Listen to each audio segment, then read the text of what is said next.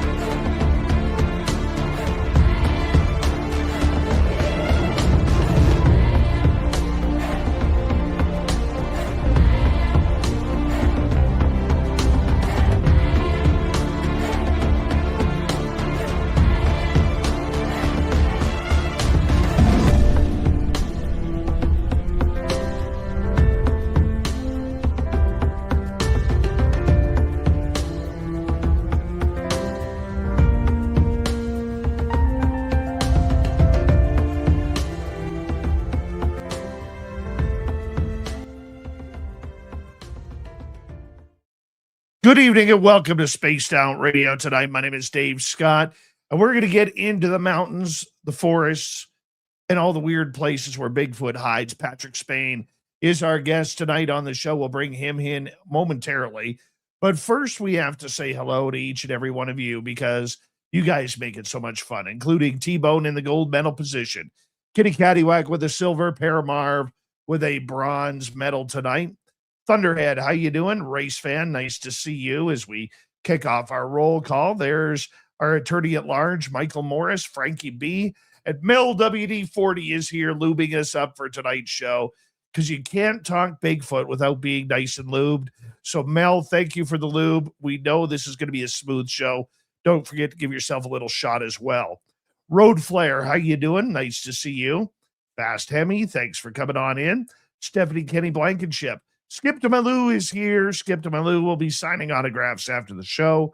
Light up to the left of the studio, if you don't mind. To the left of the studio. Chris Irvin, how you doing? Nice to see you as we scroll on down and say hello next to Gear Jammers. How you doing, man? And who is next? Well, it's Meemaw Flowers. The Meemaw Flowers. How you doing? Ozzy Boss Tiger, how are you? Nice to see you. Walter Kochabinski, thank you for coming on in. JSCO, Bellennium, my man, how you guys doing? Nice to see you guys. My voice is a little rough today. I was outside a lot during work, and I got all the forest fire smoke in me, so bear with me. Flubber Lane, how you doing? As we continue on with our roll call. Flyer Tuck, welcome to SOR Chat. Thank you for joining us. And who else do we have here? Well, let's see. It's integrationing. And number 10 in your program tonight, starting at center ice from Stockholm, Sweden, Lars Jansson. Ghost Fixer is here. Ghost Fixer will be signing autographs after the show as well. Line up to the right of the studio, if you don't mind. To the right of the studio. Excuse me. There we go. That should help a bit. Kurt M., how you doing? Nice to see you as we continue on with our roll call. East Coast Turnaround on X. Nice to have you here. Oob to Joe's Maine. You've got big feet. Yeah, you do. Danielle, my neighbor, how are you? I'm giving you a wave. Danielle and her hubby and I are going to go watch Disclosure Day. Apparently, it's coming to our theater, our one-screen theater next month. Pumped up. Don't say anything. Don't tell me. All right, moving on down. Fap Nuts, how you doing? And Noble Patrick, nice to have you here, buddy. And who else is here? Necessary Dialogue, thanks for coming on in. Flat 6, good to see you. And who is next on our list? It's Tyler, everybody.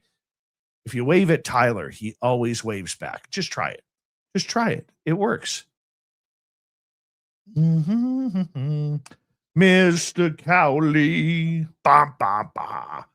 Welcome back to the show. Oh, Mr. Cowley loves his spaced out radio.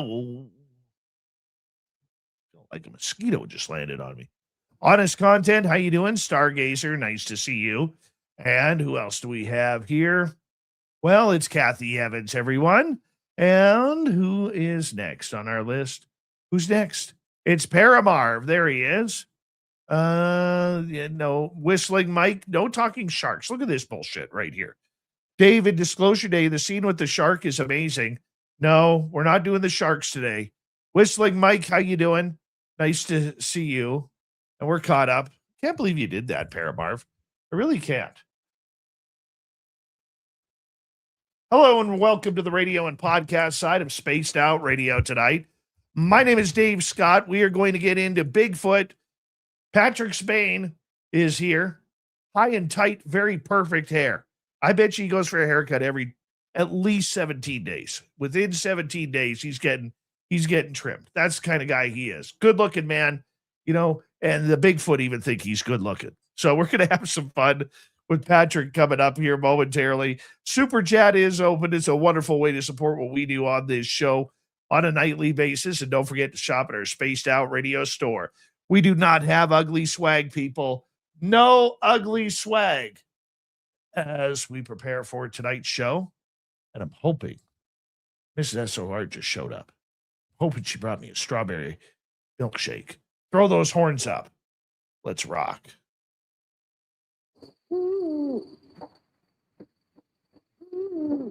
Are you ready to hear your mystic voice of the night? It's time to wake up. He's here. Shush. Be quiet. He's ready for you to listen.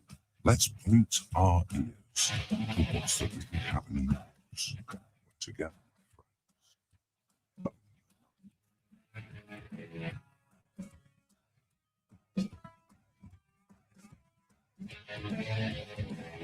It's time for Spaced Out Radio with Dave Scott. From the mountains of central British Columbia to you listening around the world, this, my friends, is Spaced Out Radio. I am your host, Dave Scott, sitting in the captain's chair of SOR headquarters. We welcome you to tonight's show on our terrestrial affiliates around North America, digitally on every major podcast network. Our website is spacedoutradio.com. We have a plethora of features for you. Rock out Bumblefoot, read the Newswire, check out our swag as well. You can follow us on X at Spaced Out Radio, Instagram at Spaced Out Radio Show, and on Patreon in the Space Travelers Club. Tonight's show is brought to you by Caribou Con. We want to see all of you up here September 18th through 20th for Caribou Con, the only paranormal conference in British Columbia this year. Go to cariboucon.com. Get your tickets today. Hey, who wants to talk some Bigfoot and monsters out there? I know I do. Patrick Spain does as well. He's going to be our guest here momentarily to talk about big feats, Sasquatch, whatever you want to call it. The booger. That's probably one of my favorites. The booger. How do you get a booger out of Sasquatch? When I think booger, I'm thinking something totally else. You probably are too. But we're going to talk about it tonight with Patrick. Then in hour number 3, Swamp Dweller will join us with another spooky story. We'll follow that up. Terry Hall will be in for the weird news of the week. Patrick Spain is a wildlife biologist, biotech expert, cultural anthropologist, cryptozoologist, television presenter, author, keynote speaker, cancer survivor. This guy has been there and done it all. The only thing he hasn't done is come investigate at Flight 21 with me. Why haven't you yet, Patrick? Why haven't you? So I'm going to bug you about that. But you know what? This guy is one of the great guys, and he is like Mr. Positive when it comes to the crypto world. And why not? He profoundly and proudly carries on his family's traditional values and challenging conventional thinking and investigating the mysteries that may dismiss as impossible to some. And you know what? This guy's just all over the map when it comes to this. Why not? He enjoys what he does. He loves his family. He loves his cryptids. He loves everything that has to do with our weird world. And this is why we love having him on this show. As you can see, Patrick, I literally butchered your bio, but it's no problem. It's all good. I'm telling you, you wear so many hats, my friend. How do you have such perfect hair when you wear so many hats? So weird. I did get my haircut today. I do it. Just I this- do it. But that is not a normal occurrence. I usually go a few months in between, but it just has worked out. Yeah, I did get it cut today. Thank you. How does your family love it about you going into the forest to search for monsters? What do they think? I mean, they think I'm nuts, but they enjoy it too. So they come on a lot of this stuff. I've got 2 kids. I've got an 11 and a 7-year-old, and they're super into this as well. So yeah, we have a good time. Have your children ever seen a Bigfoot yet? No, I haven't either. I got to get up there, man. I got to get up there to British Columbia. You do. Honestly, you do. I love it. I did sea serpents up there, and that was fantastic. And I did get to hang out with some of the First Nations tribes and speak with them about their thoughts on Bigfoot and do a little bit of investigating. But I need to really get up there and do it for real. You know what? When you find an area up here, it always pays off. Yeah. I've been fortunate up here where I live. I have 2 spots. I haven't really been back to the one spot this year. I just feel like I need to just let it rest for a little bit. Mm-hmm. But almost every time we're up there, we find prints. That's where in 2022, my son, he's 13 now, but when he was 9 at the time, him, myself, and 2 of my hunting buddies, we were out there looking for Sasquatch, and we actually saw a 10-footer. And the way we could measure it was he was towering over this evergreen tree that was standing right beside him. And he was in that classic Sasquatch pose. But when you find a hot spot, it gets to the point when, and I'm sure you know this, so I'm preaching to the choir here. When you find that hot spot and then you gain their trust, anything happens, and it gets amazing. How close do you think you've been? I think the closest that I've been to any cryptid was to the Mapinguari down in Brazil. We did hear it. I could hear it. And the guides got super freaked out and told us that we had to leave. And and then there was a large discussion afterward, and they told us we couldn't go back to that area again, because part of the tradition is if you've heard it, you can't go back to that area. That's it. Like it's now sealed off. So that's the one that I think we got the closest to. What do you, just out of curiosity, what did you hear? It sounded, I mean, I've worked with a number of sloths. I worked with the 3-toed and the 2-toed sloths, and the 3-toed sloths in particular have this very, very distinct call that they make. It's a mating call. It's a kind of communication call. And this sounded like that, but much lower pitched. It just sounded like it would be from a huge sloth. And it sounded exactly like what Dr. David Oren described. So David Oren was an ornithologist, lived down in Brazil, and he was the first to really come up with the giant ground sloth theory for the Mapinguari. Right. Just an amazing guy. I got to hang out with him in Rondônia in Brazil, and he could mimic any bird call that you could name. It was wild. It was such like a cool bar trick, just anything. And when I asked him what the Mapinguari sounded like, he said the same, it sounds like a lower pitched sloth call. And I said, well, can you can do all these bird calls. Can you do a Mapinguari call for me? And he did it. And it is exactly what we heard. That is awesome. Yeah, it was wild. In my location, I'm not saying this to brag, but I am, because I love this location, and it's very, very difficult to find. But once you're there, we have had interactions there, Patrick, with aliens, UFOs on the ground. Every time we are there, almost every time, not every time, that would be a lie. Almost every time, I would say probably 9 times out of 10 that we are there, we are finding footprints. It doesn't matter the size. This year we've found 19-inch or 18.5-inch prints. We found 4 of those. We found 12.5-inch prints just the other day. We found 9-inch prints, 15-inch prints. Like it's just like a a payoff where we are. And I've got to get up there. oh man, we'll talk off the air about it Nice. because Yeah. I could do literally every night about that location. Yeah. This show. And it's like my own mini version of Skinwalker Ranch. Nice. And the other night when we were there, after we found the prints, found that our trail cameras had been tampered with, we got back to our base camp, and but within 5 minutes, because it always happens, Patrick, you know this. It always happens when you decide to take that 5-minute break and turn the cameras off. Oh yeah. Right? That bugs me. And that's where we got, it was like a mixture of a guttural growl with a roar. And it was very brief. Like it only lasted, there were two of them.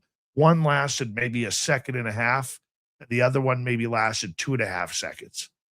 And it's amazing how quickly your goosebumps can jump up. Oh yeah. And there's nobody going to tell us there, buddy, that you got to leave. We could just stay there. We can. That sounds amazing. Yeah. Why do you love it? Is it the chase? Is it the hunt?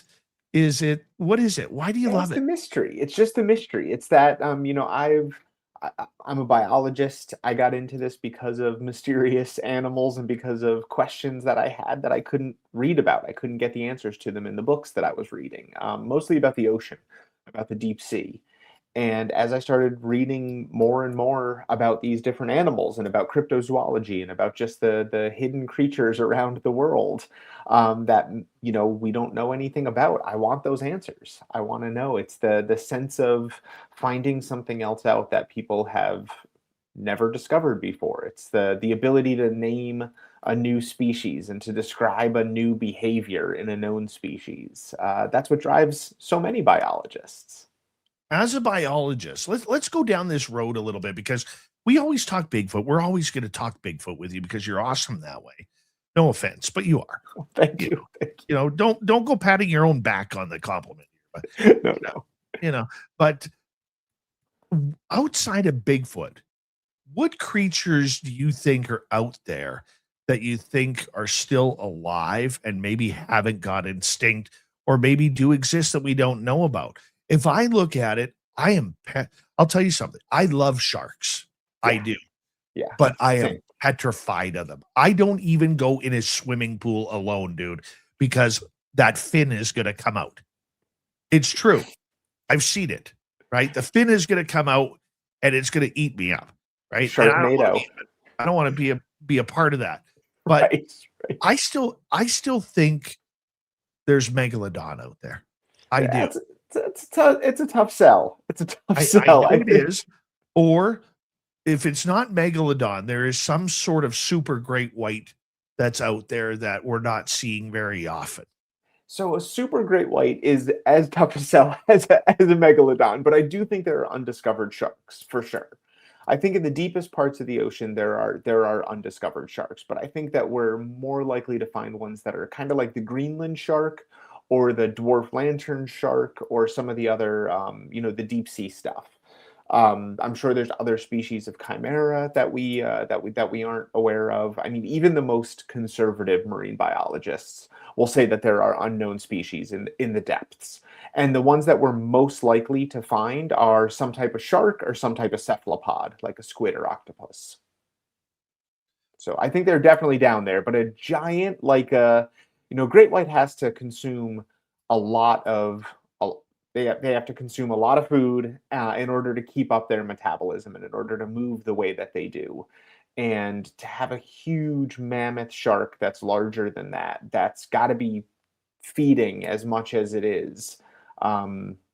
It's tough to have that food source and to not have it documented yet. I'm not taking the chance. I am all not right. I am not taking that chance. And no offense, I think you're absolutely brilliant and wonderful, much smarter man than me, but I don't believe you on this one. That's I all right. don't. I don't, That's because okay. I know for a fact that if I go out in the ocean, that triple size fin is going to come out. I don't even. you know? I read what was my favorite one, that you are more likely to be crushed by a vending machine than attacked by a shark.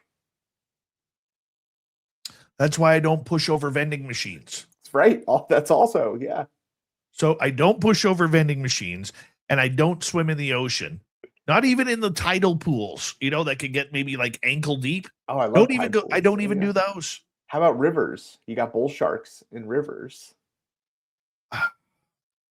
That's a big debate because I used to do that very much so, but after doing this show and getting really heavily into it, I don't know if I would do it. And our water is usually too cold, but up Yeah. here. But I can say this, that there was a great white shark, a female named Kara, who was swimming around Vancouver Island and into the inlet of Vancouver this year.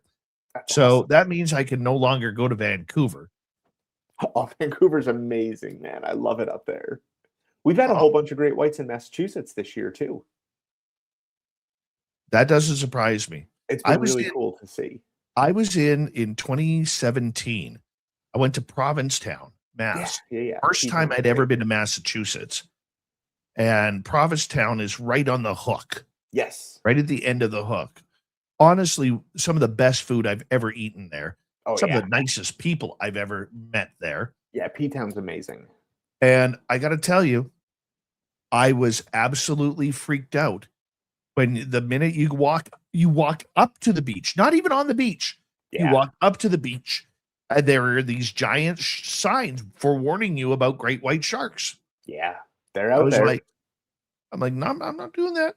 Not doing it. As the Not at all. seals have come back, so have the great whites.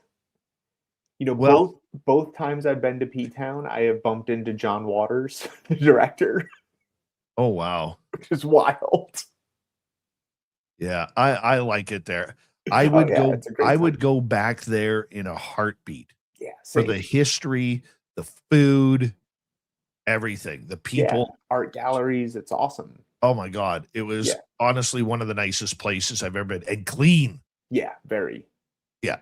I don't think there is a piece of gum on the ground there. Yeah, it's like Disney. Yes, very much so.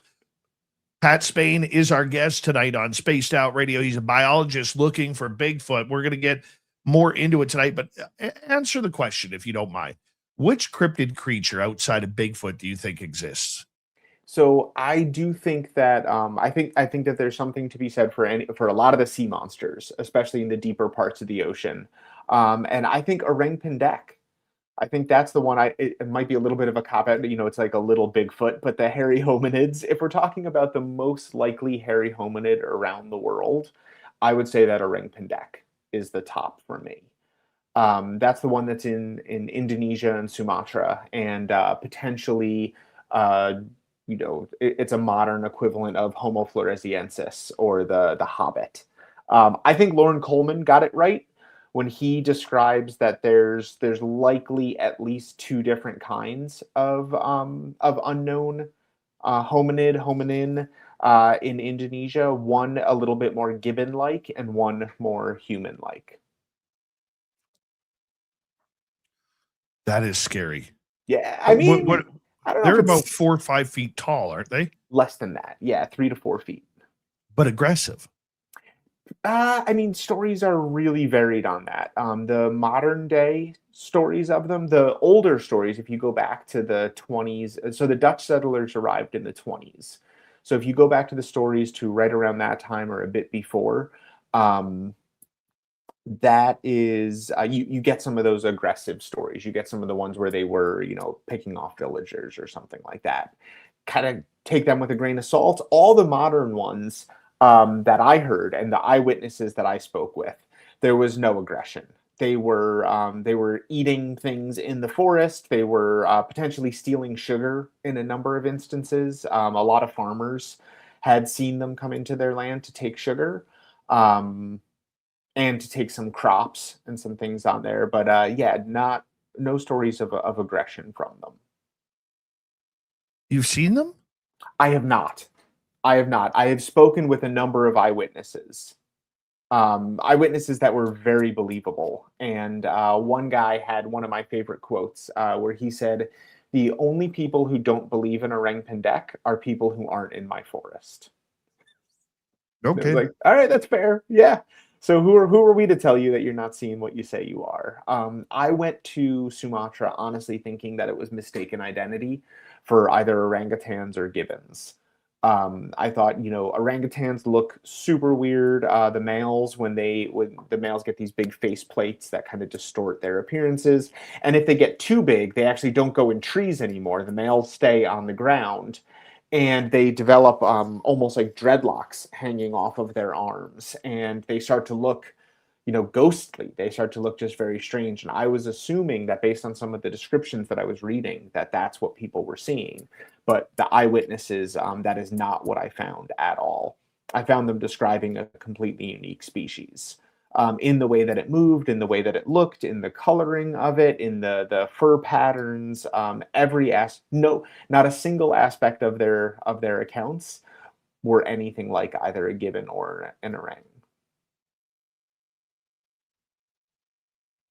To put yourself in that situation, okay, whether it's in North America looking for Bigfoot or over in Sumatra looking for Bigfoot or orang pendek or whoever, even the abominable snowman. Sure, the Yeti, yeah. Okay, like if you go, I remember Nelson Dellis. He is a 5-time United States memory champion. He's been on this show a couple of times, and he has tried to climb Mount Everest 4 times. Ooh, and he's failed 4 times. Well, 3 times due to health. Mm-hmm. Okay, that his body just wouldn't hold up. The 4th time we're not supposed to be up there. The 4th time he actually decided that he was going to help somebody who was probably, if he didn't help them, they would have died on the mountain. Yeah. So he decided to help somebody down, and I can appreciate that. But we were talking about one time when he was on about the Yeti and the abominable snowman and how they've actually found footprints at base camp. Mm-hmm. And he's like, "Nah, I don't really believe in that. I don't really do that." And then all of a sudden when he goes to go back for his 4th tour there to try and climb the mountain, he's in a souvenir shop and he finds a book on the Yeti, and it's in English. So he actually bought me the book, and I got it in studio. That's here. Awesome. But I mean, culturally speaking, it's only the people who live in the steel jungles that really have no understanding of how the forest works, how the jungles work, and how there could be so many more creatures in there that we have no clue. Oh yeah, absolutely. I mean, there was I gotta look it up now, but just last week I posted that there was a new primate species found, literally last week. I mean, we are finding new things all the time. There we go. New monkey species found in the Democratic Republic of the Congo, and it's a entire new So they found it. It looks very different than other ones. The locals had been talking about it for obviously for forever. They had a common name for it. They had been describing it, but it had never been officially recognized until last week. No kidding. So yeah, I mean there are still really cool things to find out there. I mean that's a new primate species in the DRC. Like this is not the top of Mount Everest. True.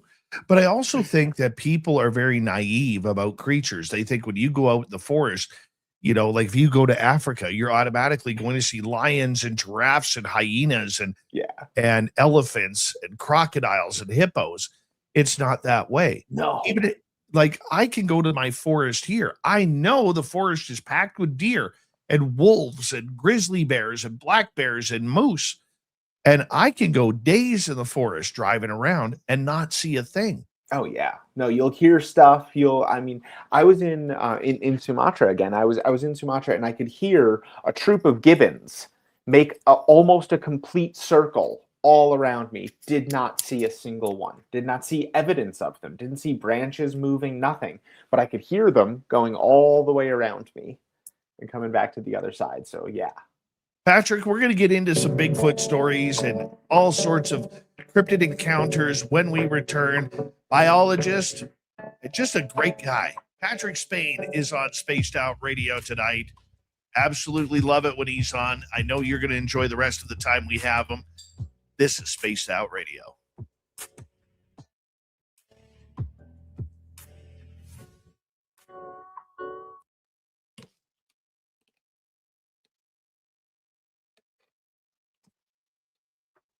I'm not going to lie, that was a pretty good call on the haircut. Oh, thank you. It was not even intentional. I booked it a long time ago. Mm-hmm. Sure. Charlene Skywalker, how you doing? Paris Solo, nice to see you. Les Paul Holland, strumming away. Have you added to the guitar collection, Les Paul? Let us know. He's got an incredible guitar collection. Oh, yeah. Honest Content, how you doing? Ozzy Ange, nice to see you. I am Verax, how are you? Let's see, who else? Are we caught up? We caught up here? Oh, we're caught up. See, here's the Yeti book right there. Oh, cool. Yeah. That's very cool. And Nelson put a really nice note in here, too. Yeah, sent that to me in 2019. He says, this book is for you. I found it in a bookstore in Nepal and thought of you immediately in our podcast episode. Hopefully this will pump you up for my 2020 Everest attempt. Excellent. And unfortunately, he didn't make it. Like, he's still alive, but he... Yeah. Did you ever see the footage of David Attenborough where he's speaking to the camera and he says, if you look carefully over my shoulder, you'll see the legendary Yeti? No. So they filmed this footage because they were so confident that they were going to be able to get footage of the Yeti. So they filmed this piece to camera to get it so that they'd have that in case, in case they didn't get the lighting right or whatever else. So they'd have this perfect shot to camera and then they could intersplice it with the shots that they got of the Yeti. So yeah, I mean, David Attenborough and his crew firmly believed that they were going to find it. Oh, what's her name? The famous Jane Goodall believed in Sasquatch too. Yeah. Yep.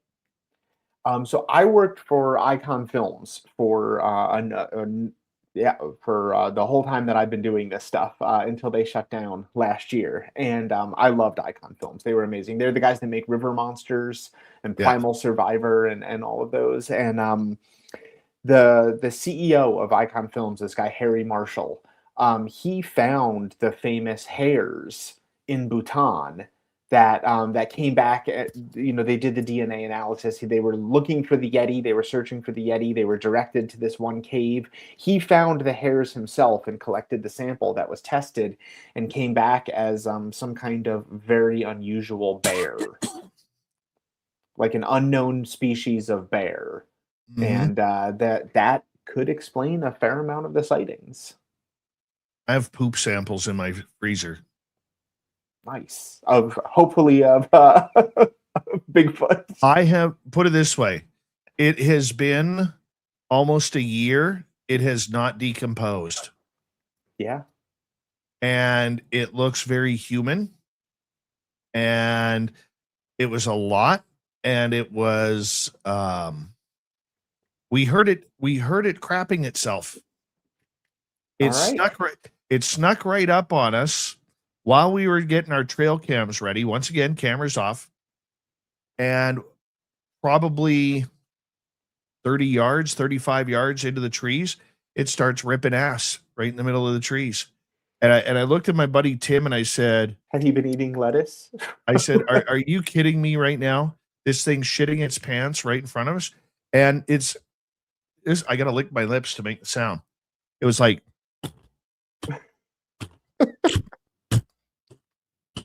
for about 15 seconds. And here's the weird part. Like wild animals will just drop it anywhere. Yeah. This was tucked into a tree, like a bunch of little shrubs and trees. It was tucked in there. And it was kind of off a trail. Like it wasn't even on a trail. It tucked its butt in there and started doing it. Yeah. It was weird. So yeah, I mean, we you got to get those tested. You got to get those samples. I'm Well, trying to look up the guy's name. There's a guy who's collected Darby. Have you spoken with Darby? mm-mm. Darby Orcutt? So it's Darby Orcutt, Orcutt, and Darby's a professor, and he is running the largest ever sampling program of potential Bigfoot samples. So if anyone has hair, email me his stuff because I could get this sent there. Yeah. Jeff Steve Garvey is here. He'll hit a home run for you. Jaquetta, how are you? And T-Bone, thank you for the super chat. The super chat is a wonderful way to support what we do. We're coming back in 3 seconds.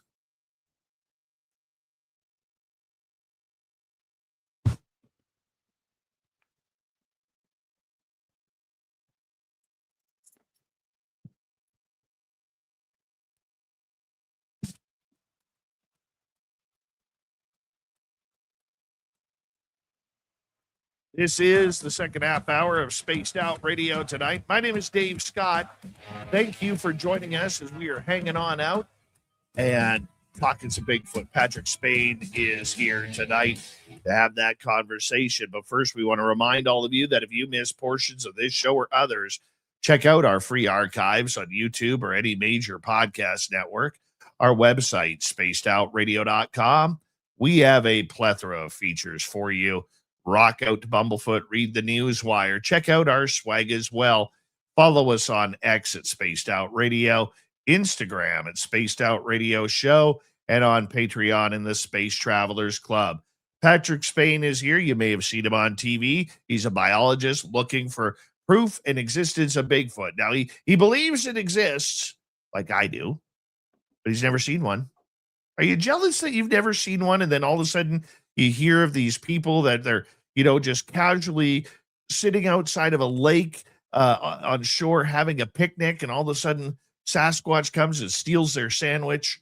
Does that bug you? I mean, I think it's great. I will never be upset with someone else for having an incredible experience and getting to see that. I would love to get some proof myself of any of these kind of mysterious creatures and have any of those experiences. That's that's what we do when we're out in the field. But no, I wouldn't say I'm jealous of them, but I think it is fantastic.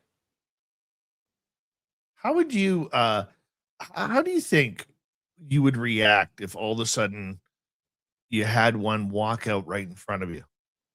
I mean, I would love to say that I would handle it extremely well and, get out my camera and get some shots right there. I'm sure that wouldn't happen. I'm sure that I would be in just absolute slack-jawed awe and just stand there gawking, probably for the entire duration of the experience, which would be seconds. That's what I've heard from other people that I respect a lot. One of our guides in Sumatra was a guy named Jeremy Holden, who is a photographer and one of the best camera trap operators in the world. And when he saw orang pendek, he said, the entire sighting was maybe 6 or 7 seconds. And for that entire time, he couldn't raise the camera. He just stared and just couldn't believe what he was seeing. And he said it brought him to tears. And he just sat there, and by the time he kind of shook himself out of it, it was gone. And I think I think I'd be in the same boat there. That is the biggest problem with dealing with these creatures, is that the sightings are so fleeting.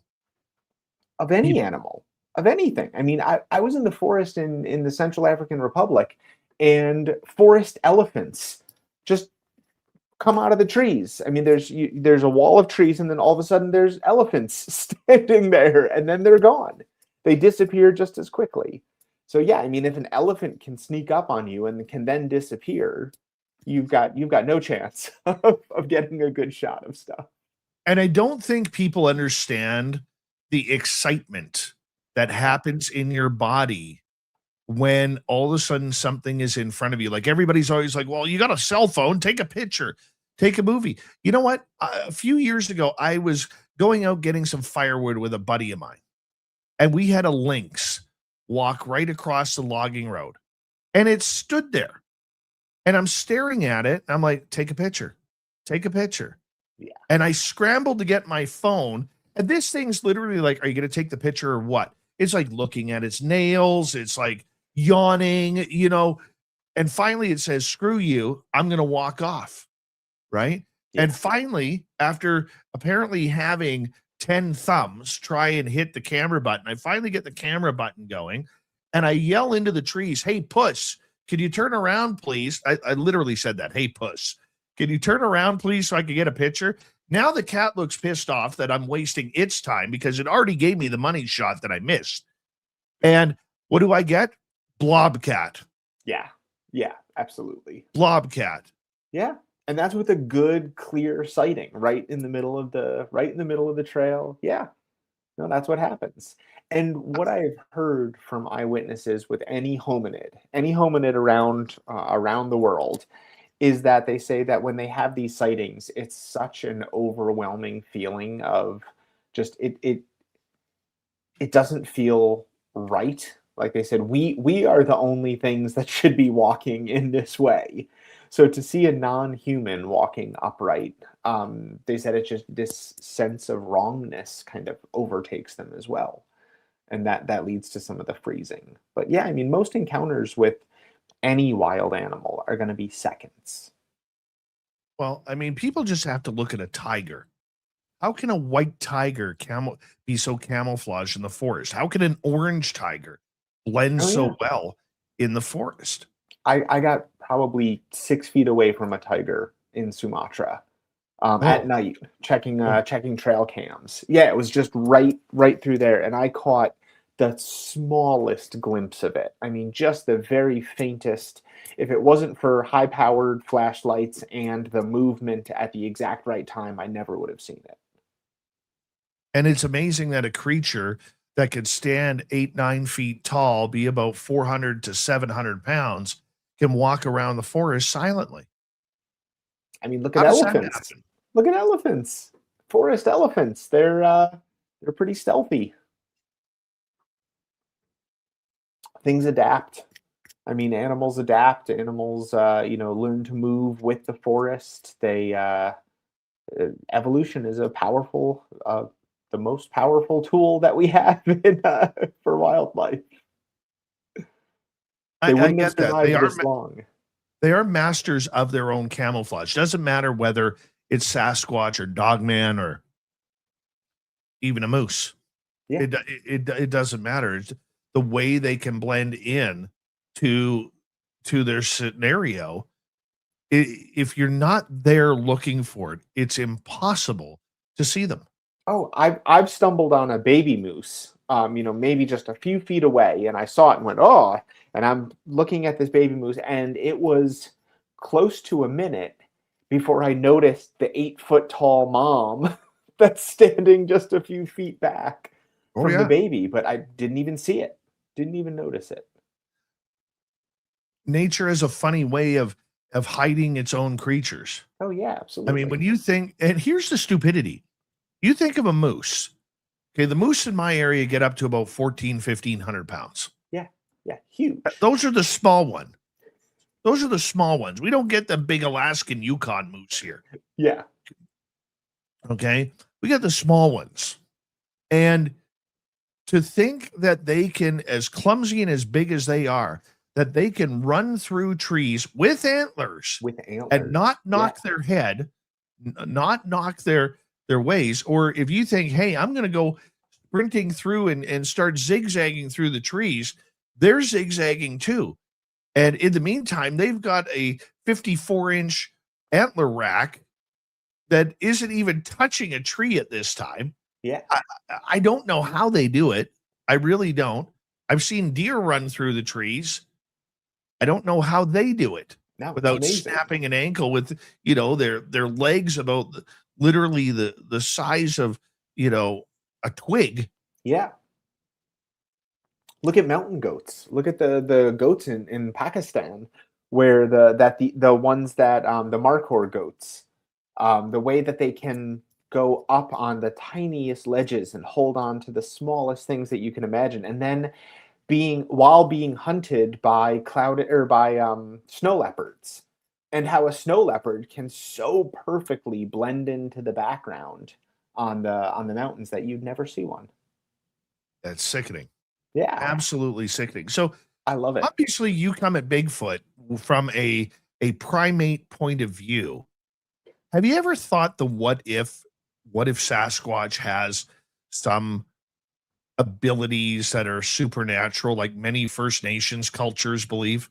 Yeah, I have a tough time with the supernatural.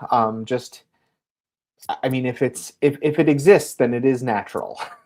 So I have a tough time with any of the paranormal or the supernatural. I find it all very interesting and fascinating. I do really love to read about quantum physics and to read about the potential that we can put that onto a larger scale. Some of the things that happen, but it's not really my area of expertise. It's not something that I can fully wrap my head around. So whenever we start talking paranormal, yeah, I have a harder time uh, grasping that. I guess it's not that it's impossible. It's not that I'm sure that there would be, if we find something, I'm sure there would be a scientific explanation for it.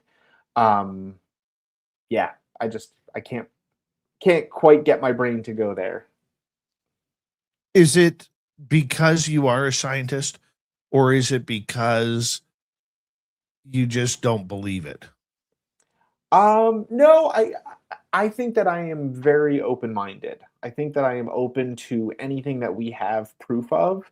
But when there are things that are, like what's the expression? Outrageous claims require outrageous proof. And yeah, I just think that it's kind of a bridge too far for me when we start talking about things that, we can come up with these scenarios. We can write a sci-fi book, we can write a fantasy novel, both of which I love. I love sci-fi and I love fantasy. But if we're trying to actually explain those in terms of the real world, it becomes a lot harder. So I do think it's just approaching it from a scientific mindset that I have a tough time without any evidence to support that other than eyewitnesses. I don't even know how the physics of it would work, I guess is what I mean. Like, I understand the conservation of energy. I understand the basic laws of physics. I understand the basic laws of quantum physics. I can't quite translate that to a large creature.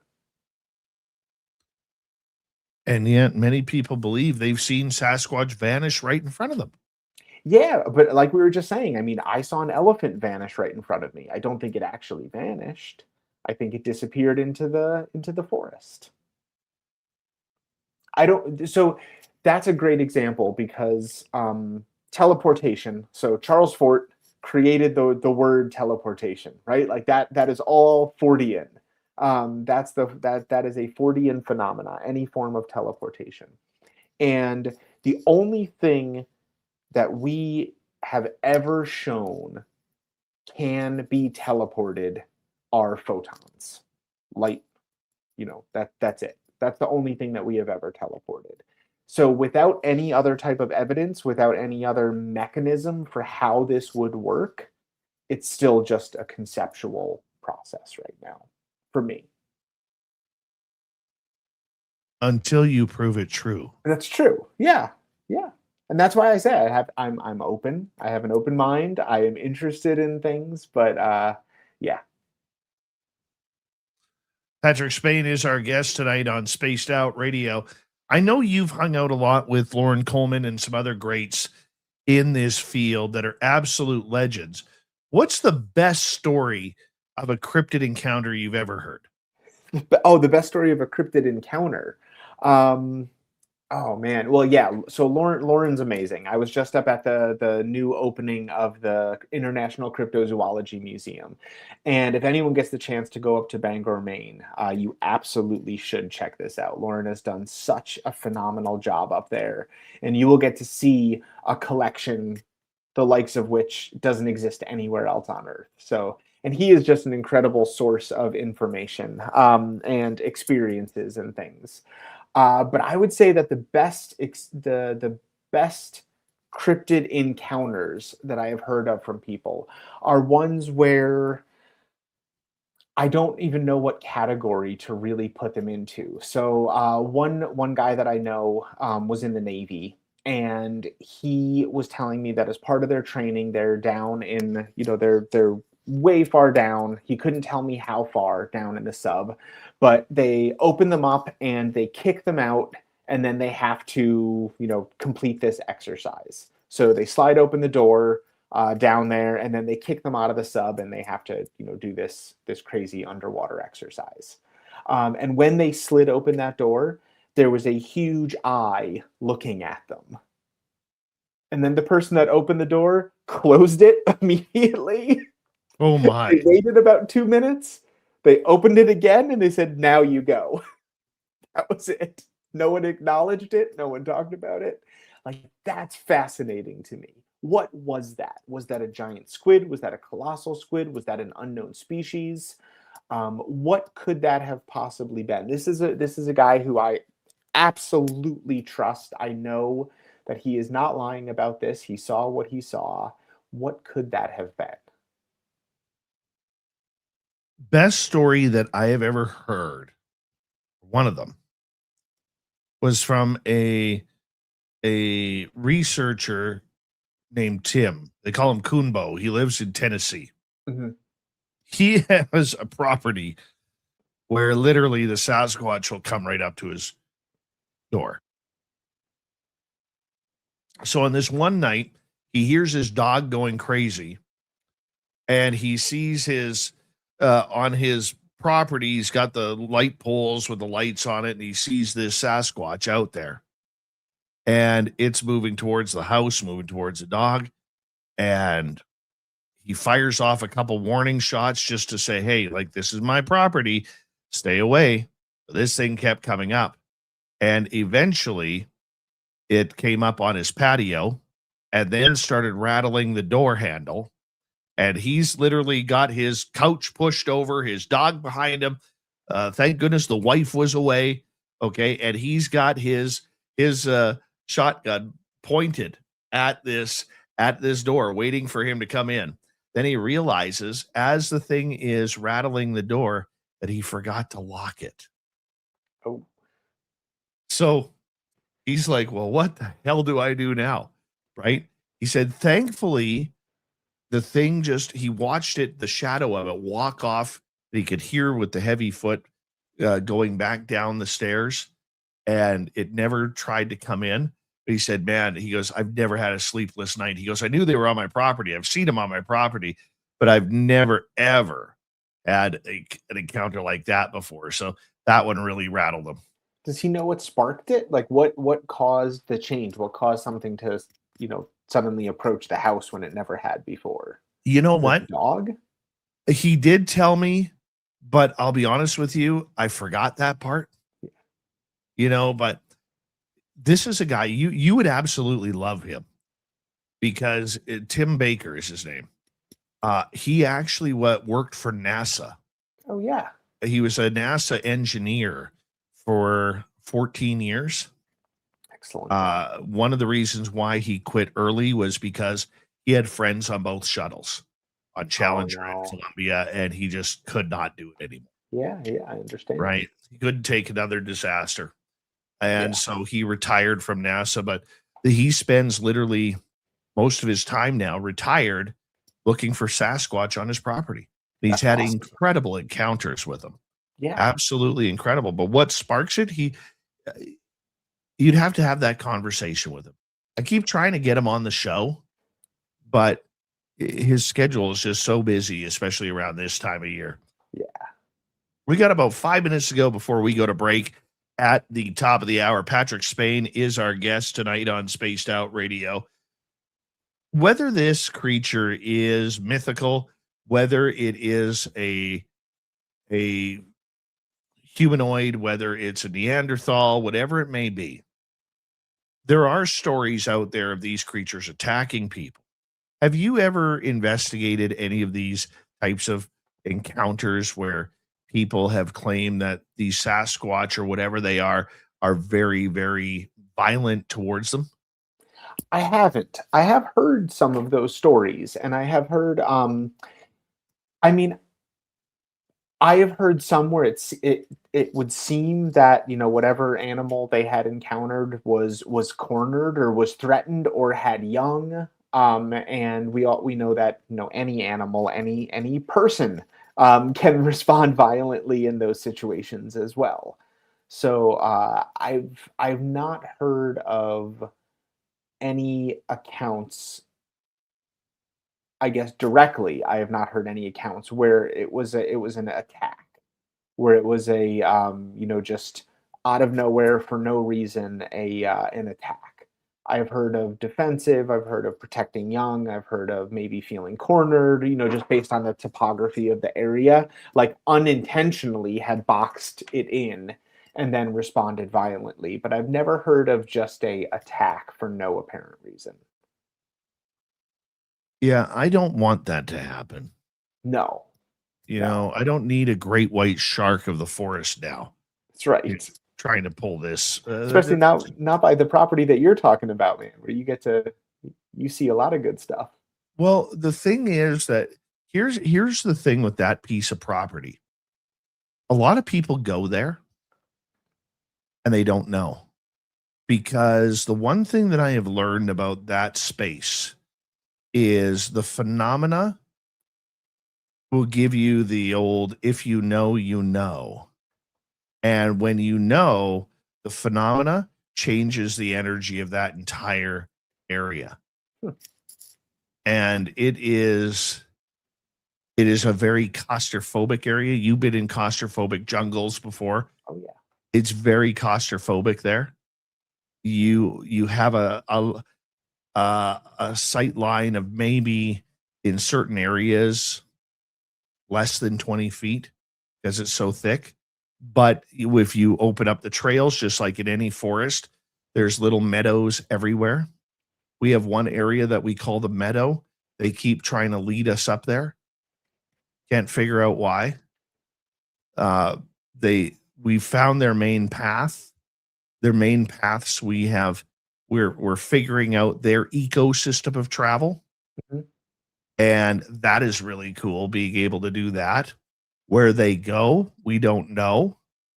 It's funny because I have a psychic lady named Robin who lives in North Carolina, never been here before, doesn't even know she couldn't even find me on a map right now.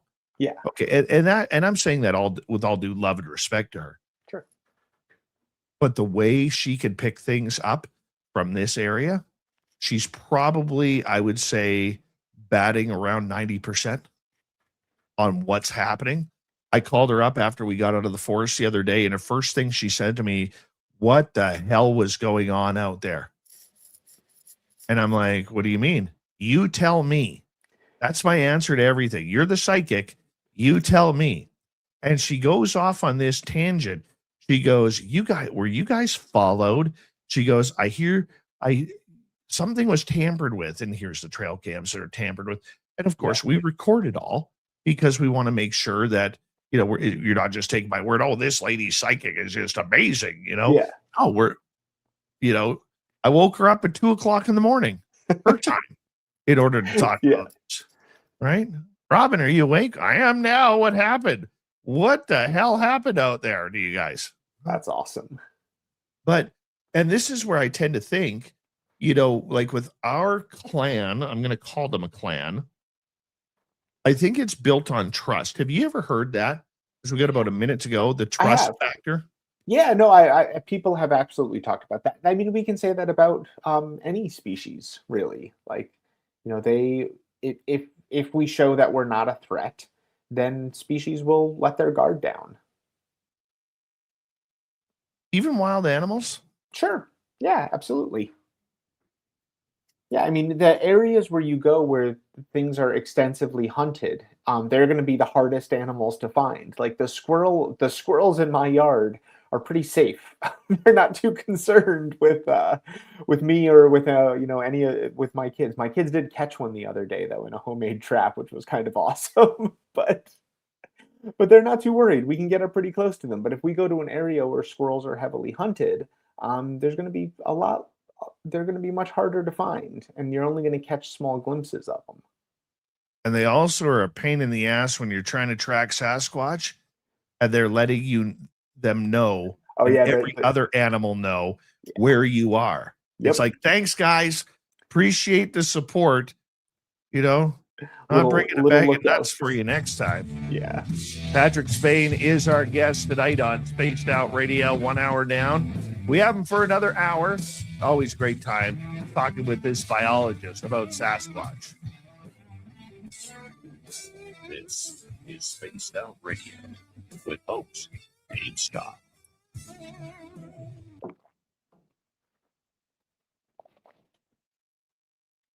All right, buddy, we're going to play a video here for about 5.5 minutes. We'll take a break, okay? Okay, sounds good.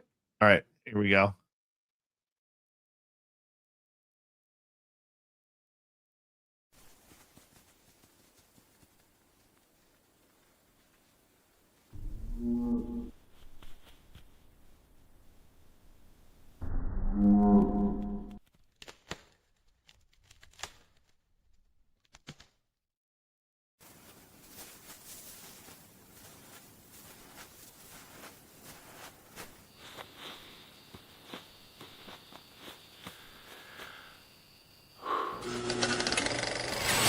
Our merch is Bigfoot approved. We have t-shirts, we have mugs, we have hoodies, we have socks, we have hats, we have stickers, and so much more. Whatever you're looking for, we have you covered. Why just be a fan of the paranormal when you can buy Spaced Out Radio merch and look the part? Our merch ain't ugly, folks. Check out the Spaced Out Radio store. Find the link in the description below.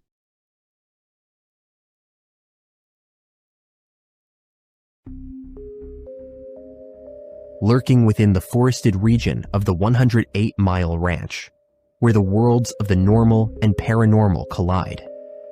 CaribouCon is waiting for you, bringing together a panel of renowned experts in the paranormal, cryptid research, and UFO phenomena fields. Get ready for a spine-tingling weekend in the heart of British Columbia. Enjoy fascinating discussions, presentations, tours of local haunted areas, and skywatching. Learn from investigators, authors, and enthusiasts who explore everything from ghost hunting techniques to sightings of Sasquatch and beyond. Whether you're a seasoned paranormal researcher or just love a good spooky story, this is your chance to connect with fellow enthusiasts in one of BC's most mysterious areas. Tickets are on sale now. Grab yours before they're gone. Visit cariboucon.com for details, tickets, and updates. Are you ready to dive into the weird and wonderful world of cryptids, cartoons, and chaos? Meet Dirty Filth, Spaced Out Radio's resident cartoonist and master of the mysterious. Every Saturday at 2 p.m. Pacific, join him live on the Spaced Out Radio YouTube channel for Cryptid Cartoons with Dirty Filth, a hilarious hour where he sketches bizarre beasts, shares mind-bending stories, and battles his mischievous cats. Whether you're a UFO enthusiast, paranormal fan, or just love quirky art, Dirty Filth filters the universe through his unique lens, creating cartoons that capture the strange, dark, and supernatural. Follow Dirty Filth on X at Filth1 or Facebook at Dear Filth for more filthy fun. Find his link in the description below.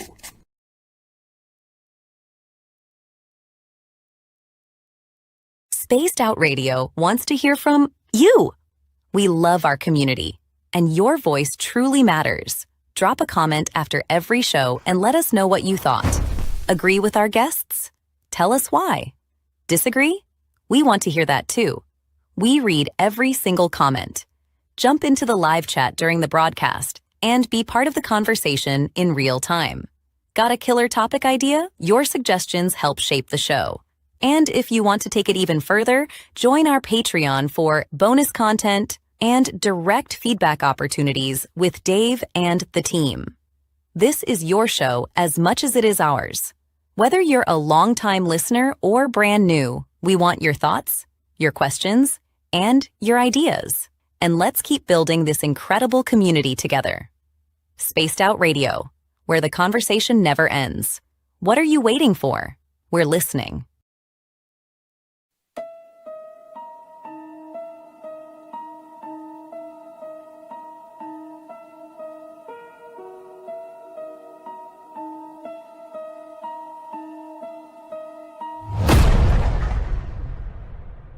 With 5 explorable Gold Rush-era buildings said to be home to spirits of a time forgotten, the 108-mile heritage site in the heart of BC's Caribou region offers a unique opportunity for thrill seekers and history buffs. For an evening of historical fun, step into our guided ghost tours, where spine-chilling stories of Gold Rush legends and unexplained encounters come alive. For those craving even more, inquire with us about conducting a hands-on paranormal investigation of your own. And if you're truly brave, book our haunted sleepovers. Spend the night at our B&B inside the McNeil House to truly experience this historical landmark and its ghostly secrets firsthand. For booking or inquiries, go to haunted108.com.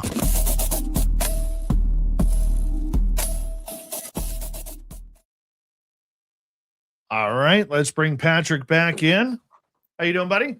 Doing well. How about yourself? No problem. Good.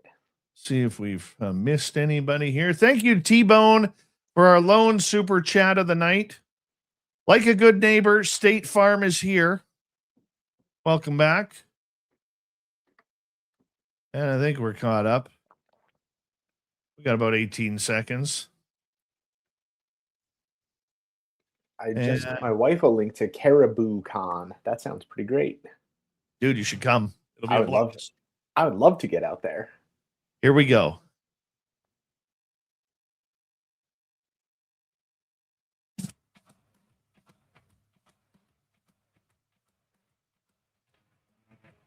This is hour number 2 of Spaced Out Radio tonight. My name is Dave Scott. Thank you very much for tuning us in as we have Patrick Spain here talking monsters and legends tonight. But first, we want to say hello to all of you listening in on our terrestrial affiliates around North America, digitally on every major podcast network, our website, spacedoutradio.com. We have a plethora of features for you. Rock out to Bumblefoot, read the news wire, check out our swag as well. You can follow us on X at Spaced Out Radio, Instagram at Spaced Out Radio Show, and on Patreon in the Space Travelers Club. The Desert Clam has set the password for tonight in the SOR Space Travelers Club. Raffish. Raffish is your password. Use it wisely, Space Travelers, as the Clam sets the password each and every night right here on Spaced Out Radio. Let's bring in biologist Patrick Spain. He is a guy who is out searching for Sasquatch and other mystic creatures. What about Dogman? You ever chase down Dogman? So I did do an investigation into the Beast of Bray Road, which I know there's some debate amongst people whether it's Dogman or the Beast of Bray Road is a separate thing. But you know, Linda Godfrey was the all things Dogman and Beast of Bray Road, so I kind of linked them together in my mind at least. So I did an investigate, and she was amazing, just an absolutely wonderful woman and a huge loss to the entire community. Huge. And she was lovely, and I got to spend a day with her, which was wonderful out there. But yeah, I did an investigation into that, and I do have to say that I made a lot of people angry with my conclusions, but I do stand by them. Based on the evidence that I saw and the eyewitnesses that I spoke with, I do tend to think that that was a black bear with mange. And that had been seen a number of times. If you've ever seen an image of a black bear with mange, they look like a werewolf. They're super weird looking. But all the descriptions about the way that it stood, the way its eyes looked, the way it moved. I met with some bear experts. I worked with a couple black bears while I was out there. I met with them and described the behaviors and everything, and it fit really well in with the black bear. You're breaking a lot of hearts right now. You know I that. know, it's very disappointing. I just got to go where the evidence takes me, and that's where that led. I'm not saying that it's not impossible. There are some stories out there of, Dogman that absolutely cannot be explained away by black bears. But in that most famous one, the Beast of Bray Road, I do have to go with the black bear theory. What is the best piece of evidence you have personally ever found that Yeah, so Sasquatch exists? Sasquatch, none. So I have no evidence at all for Bigfoot, but for a couple other cryptids, and I think this is where cryptozoology has a little bit of a little bit of an issue. So when we say cryptozoology, everybody thinks kind of the big sexy cryptids. They think of the Loch Ness monster and Bigfoot and the Yeti and the Mothman, stuff like that. But really, a cryptid is any animal that hasn't been described by science yet. And I feel like a lot of them are known by locals. There are indigenous peoples who know about these animals. So, in that more encompassing world of cryptozoology, I found the first barracuda ever caught in Maine. It got into a science book. I have that documented, that I found the first barracuda ever caught in Maine. And I found a cottonmouth snake about 200 miles north of their accepted range. So I'd say both of those things are, in the broader world of cryptids, I'm very proud of those two. As far as the big, like the cryptids that people have heard of and that think of, I think that the call of the Mapinguari was the best piece of evidence that I've personally collected. What is the Mapinguari again?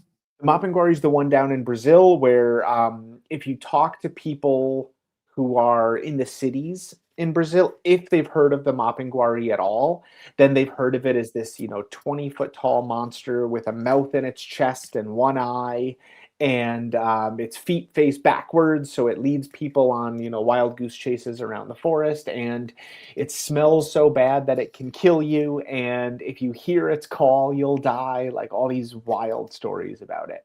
But as you get in closer to where the animal's actually spotted, the size goes down a little and it becomes, 8 to 10 feet. The mouth and the chest becomes more of a marking than a mouth with a very unusual looking face. The call becomes less that the call is going to kill you, but more of a cultural aspect where if you hear it, you have to leave the area because this animal is revered.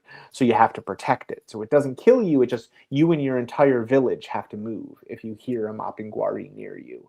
So very long story short, it ends up becoming and sounding much more like a giant ground sloth than a monster.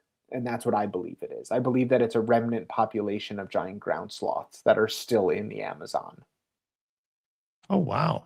Yeah, I think they're still there. I really do. I think that it's a confluence of factors that has presented the perfect situation for them to have survived and for them to still be there. I truly do.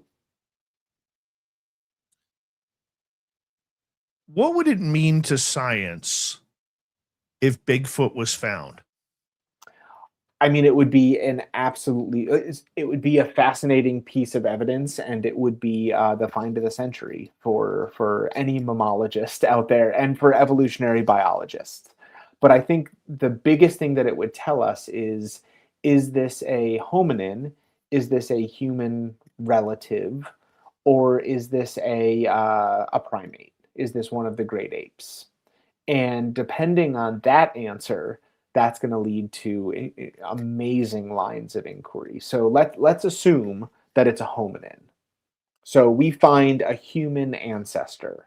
That knocks us off of our place that we have put ourselves on the pedestal of evolution, which every scientist knows is not real. We are not actually on a pedestal of evolution. We are a primate species. We are a species of great apes. But what would that do to the human psyche to find another human relative? I think it becomes more of a philosophical question. I think for science, it's fascinating, and we would get to study one of our closest relatives. It would probably answer a lot of questions about our own anatomy. It would answer questions about evolution for sure. But I think the philosophical implications would be even bigger. What would happen if we found or captured a live one? What would happen to that creature scientifically? Yeah, so there is a lot of debate about this right now. So in a number of other countries, in a number of Western countries, animals are being given basic human rights. They are said that they have consciousness, and they're being given rights. America has an unusual line of inquiry when it comes to what rights animals have. So I think that this would raise that to the forefront. We would have to absolutely confront this idea.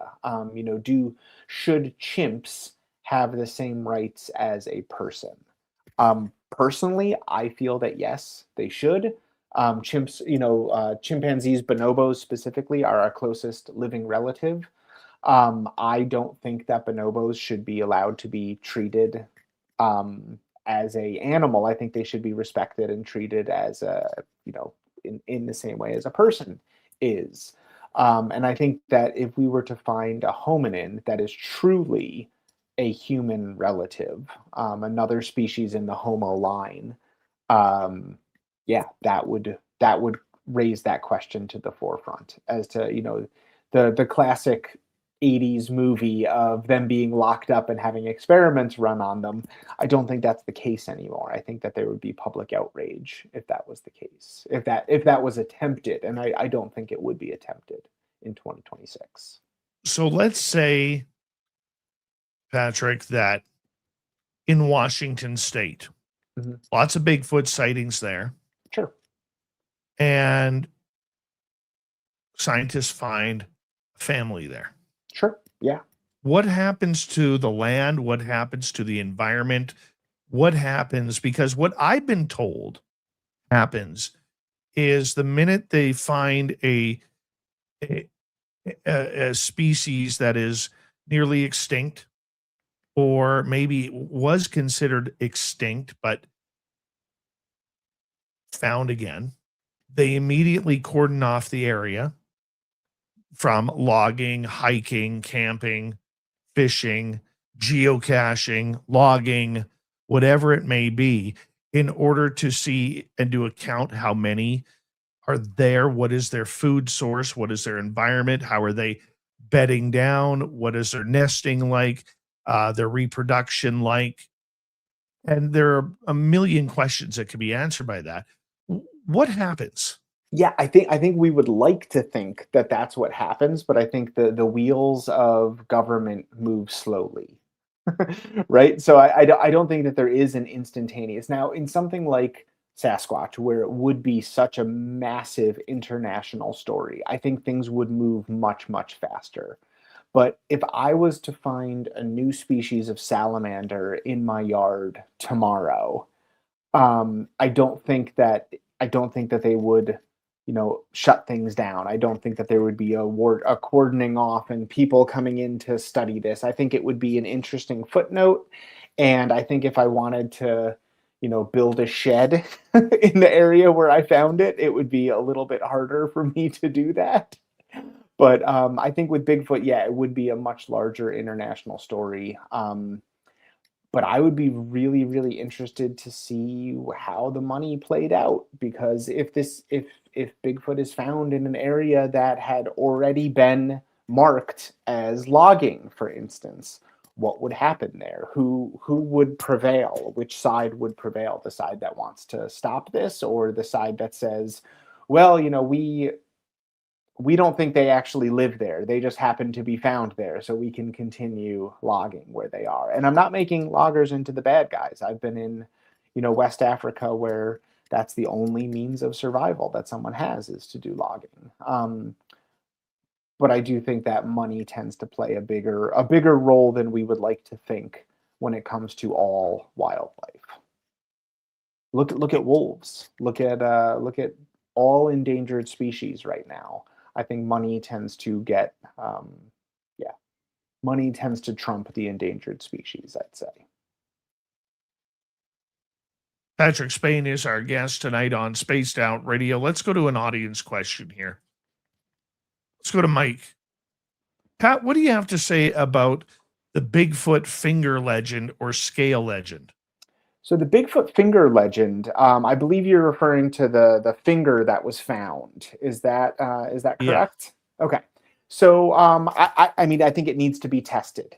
We need to find it. We need to actually get the true sample and get it to Darby. Man, this guy Darby Orcutt is he is running this years-long survey where he is doing all the DNA analysis. He is getting that covered.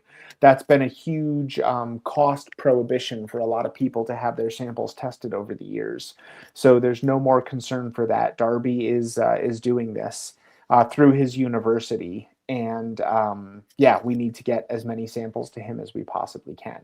The scale legend, I'm not familiar with. What do you think about that guy a couple weeks ago who claims that he has found a Bigfoot body? Oh, I mean, it's the one from the 50s, right? No, he said he just recently found it. Oh, I didn't. Oh, so the guy, I heard a guy a couple weeks ago who said that his father has passed down a body that he had that's from the 50s, and now he's showing cross sections of it where he's showing you he's cut the head in half and has all the organs. Have you seen this one? No. No, there's a lot of interesting people out there, man. I'm not sure. I don't know him. I don't know enough about the story to really make any intelligent comment. 1 second here. So there's this gentleman named Charles Snake Stewart. Okay. Claims that he discovered an 8-foot tall, 300-pound deceased Sasquatch in upstate New York in Adirondack Park. That's where I'm from. Yeah. Nicknamed the specimen Dak, D-A-K, and claims DNA testing at Cornell's veterinary DNA lab proved the creature is a human Neanderthal hybrid. He's has toured with the specimen, including a display at the Great New York State Fair. Many mainstream scientists and established cryptid researchers are widely dismissing the claim as a hoax, and DNA test results have not been verified by peer-reviewed geneticists. Yeah. Okay, I do know that story. Yeah, that's from I don't know him. I don't know. I don't like to speak ill of people when I haven't met them. But it doesn't really pass the sniff test, right? Like, if you've got the results, they need to be published. That's basic science. We scientists share our results with each other. We share our data with each other. We don't retain stuff like that, especially when it's of a new species or a hybrid species. So what would be your answer then as to why we haven't found a body yet? Yeah, so that's in the areas that we're describing, in the forests of British Columbia, for instance. Have you ever found a dead bear? I'm the wrong guy to ask because I've found two. Okay, all right. Most people have not ever found a dead bear. We rarely, unless you know where you're looking for them, unless you know that you're going to find them, the bodies are just gone too quickly. The identifying bones are gone too quickly. So I think that in a lot of these places around the world, in these forests, even large populations of known animals are able to go hidden for a very long time. In Cameroon, the Congo, I think it was the Congo, there was thousands of gorillas that went completely unknown. Scientists had no idea that they were there until like 2010. So I do think that it's possible for animals to just not be found in some of these regions. That is why with Bigfoot, I have a little bit more of an issue with, Bigfoot in some more populated places. Bigfoot in Massachusetts, I think, is a little bit tougher to go with because we are a much more populated area. There are wild spaces in Massachusetts, but I think it's much harder to have something like that. A body would be more likely to be found in Massachusetts than in British Columbia, for instance. I can see that. And as somebody who is out in the wilderness quite often, I can agree with what you're saying. Nature is very good at cleaning up its mess. Yeah.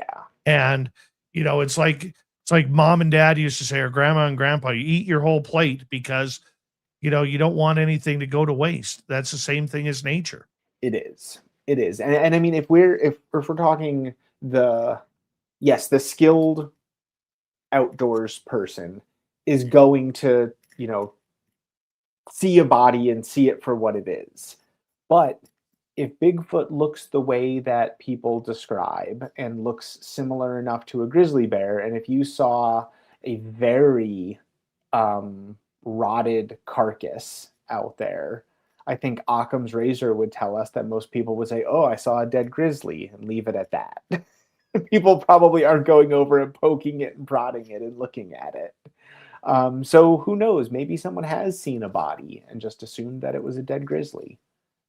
That classic Occam's, when I hear hoof prints coming down my driveway, I assume that it's horses, not unicorns. What if it was a unicorn? What if it was a unicorn, right? Where did the unicorn and Pegasus go?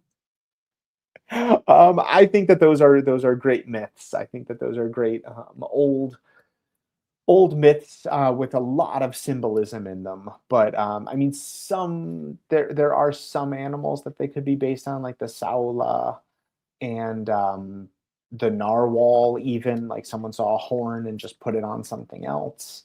But yeah, I think those are just really good myths with a lot of symbolism in them. Patrick Spain is our guest tonight on Spaced Out Radio. We have 3 minutes before we have to go to break at the bottom of the hour. Well, that brings up a lot, though, because I heard someone talking recently on one of these reels that goes by on my Facebook ever so quickly. But this one kind of caught my attention.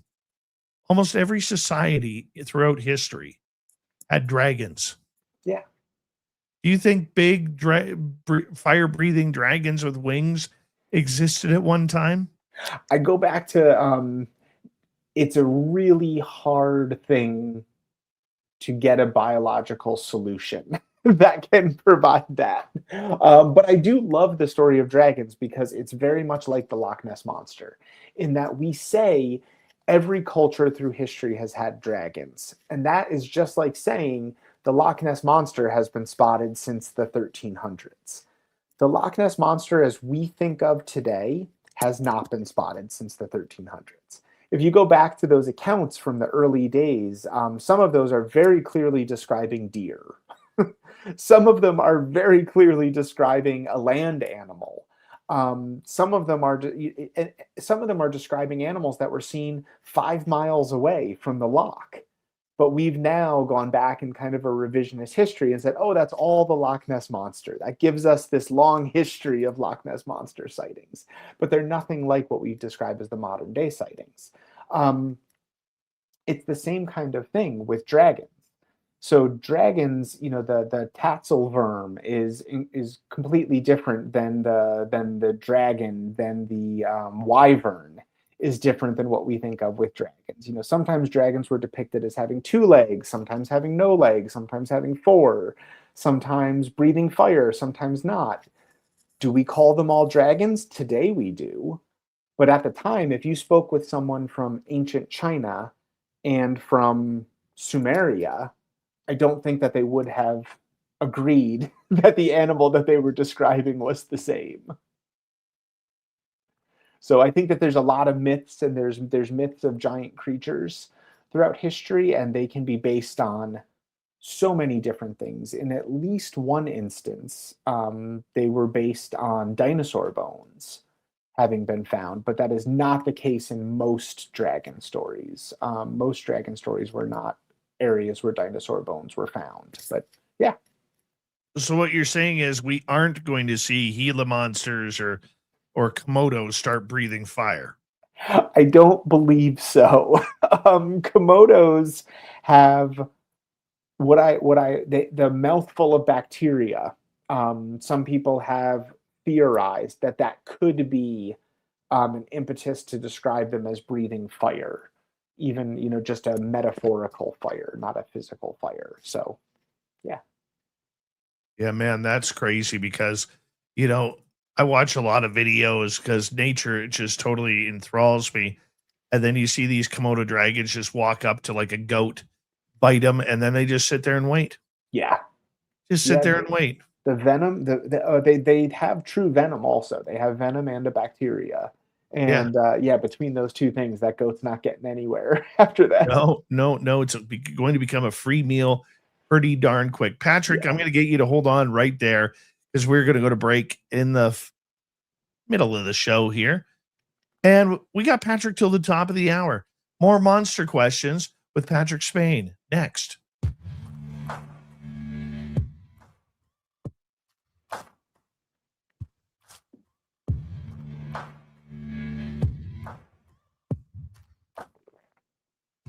You're listening to Spaced Out Radio with your host, Dave Scott.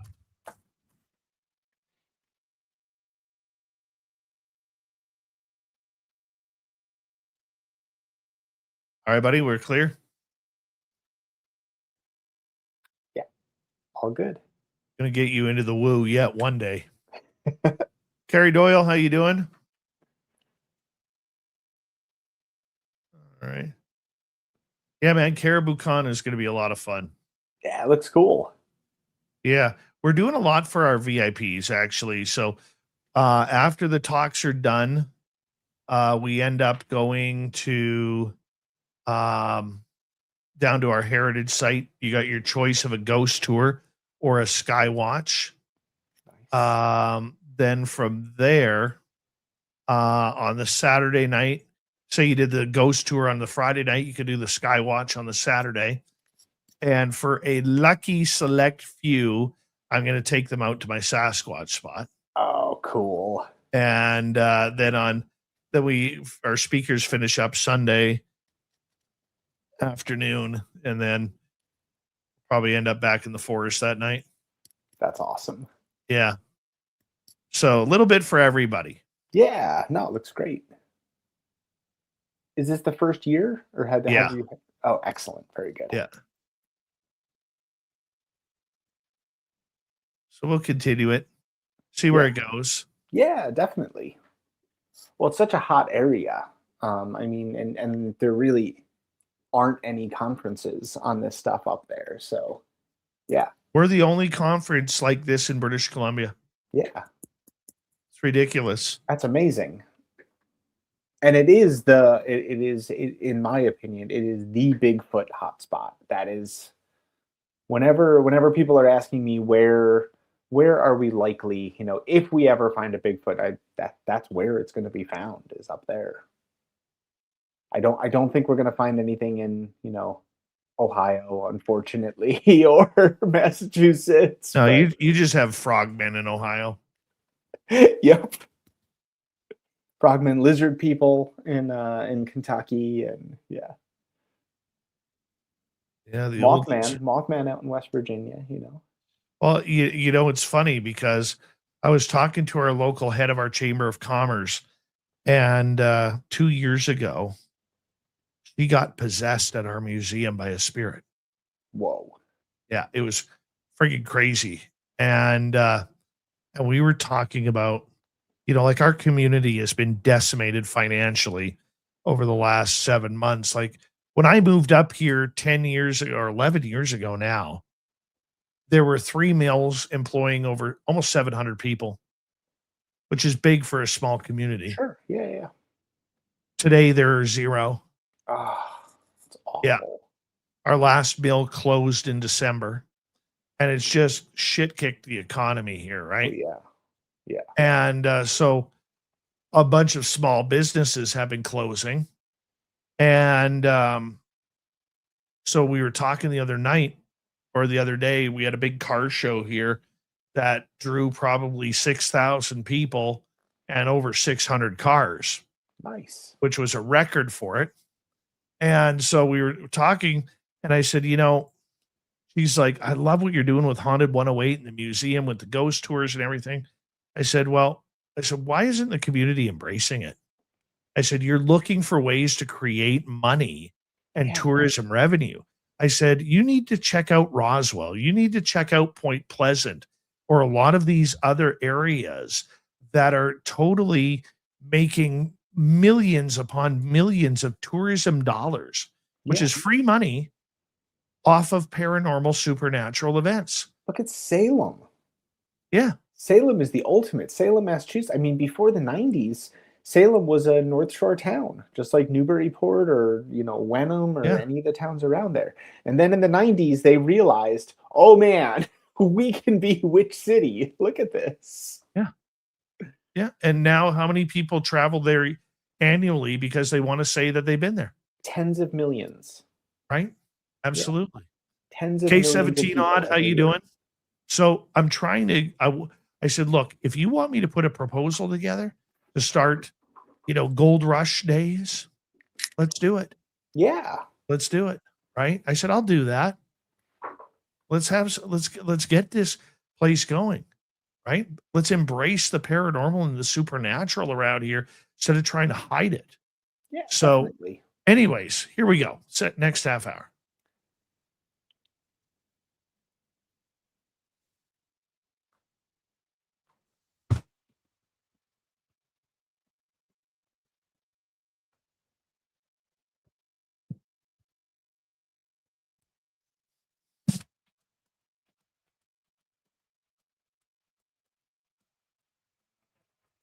You're into the second half of Spaced Out Radio. My name is Dave Scott.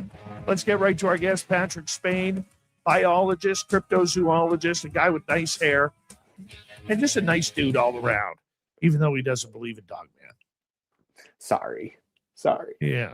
We had to find, that hairy mole that is just your, the beacon of your stress, and it's Dogman. That's what it is. Yeah. I mean, I love the stories. I think that they're very interesting. I'm always looking to find out more and very willing to be proven wrong. Have you ever investigated little people? Like puckwudgies? Puckwudgies, gnomes, what First Nations people call little people, like that have their own villages and they're tricksters. I've heard a lot of the stories. I've never done a full investigation into it. I do think that they're interesting. I think that they're that's another one that you think about leprechauns and you think about fairies and gnomes and kind of all of the smaller diminutive human-like animals in mythology. I mean, we could even say hobbits or Homo floresiensis would fit that bill as well. So. Yeah, I have investigated Homo floresiensis, but that would be the only little person that I'd say that I've investigated. My daughter, when she was 13, 14, when we first moved up here, she was very much into meditation and everything. She would go out in our yard, in our backyard, and into the green belt behind our house, and she would actually claim that the fairies would come out and land on her. Yeah. And at night, she literally said they were starting to bug her so much that she couldn't sleep at night because the minute she would close her eyes, there'd be little orbs of orange and red and purple and green and blue and yellow flying through her room. And they would just kind of manifest themselves in there. And she was like tripping out about it. I think that kids and the paranormal is fascinating. Like just kids' openness or their just lack of, I guess, I don't know if it's openness or just not being closed off to this, or just they experience something so purely without any preconceived notions of whether this could be real or not. I really think that that's very interesting. And that's something that I'd love to study more. A great one from around here, we have a lot of the Salem witch trial stuff. The victims were actually from the town that I live in. They weren't, it would have been Salem at the time, or right by Salem at the time. But a lot of the victims were from this town. And I live very close to a site that's associated with the Salem witch trials. And there's a hiking trail there. It's just a really cool, really nice hiking trail. And I didn't tell the kids any of the history. I didn't tell my kids that this was associated with the witch trials or that there was anything, spooky there. I just said we should go for a nice walk. So we went for the walk, and it takes about, half an hour, 45 minutes. We get back to the car, and I said, all right, what did you guys think of that? And my daughter goes, yeah, it was fine. It was a nice little walk in the woods.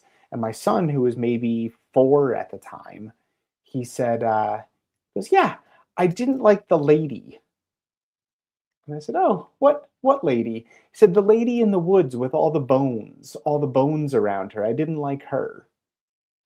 And I went, I didn't see any lady. And he goes, yeah, she said her name was Samhain, the ancient pagan festival precursor to Halloween, which I have never spoken to him about. I've never told him anything about that. How? So I said, what was the lady? He said, I don't know. I just didn't like her. I didn't like her, and I didn't like the bones. But otherwise, it was nice. Where did he tell you where exactly he saw her? No, just said in the woods, part of it in the woods. And I mean, we were only in the woods for a short amount of time. A lot of it was a walk around a field kind of thing. So yeah, I've gone back. I didn't see any lady. I didn't see any bones. She certainly didn't tell me her name was Samhain. But how could he get that? How can that?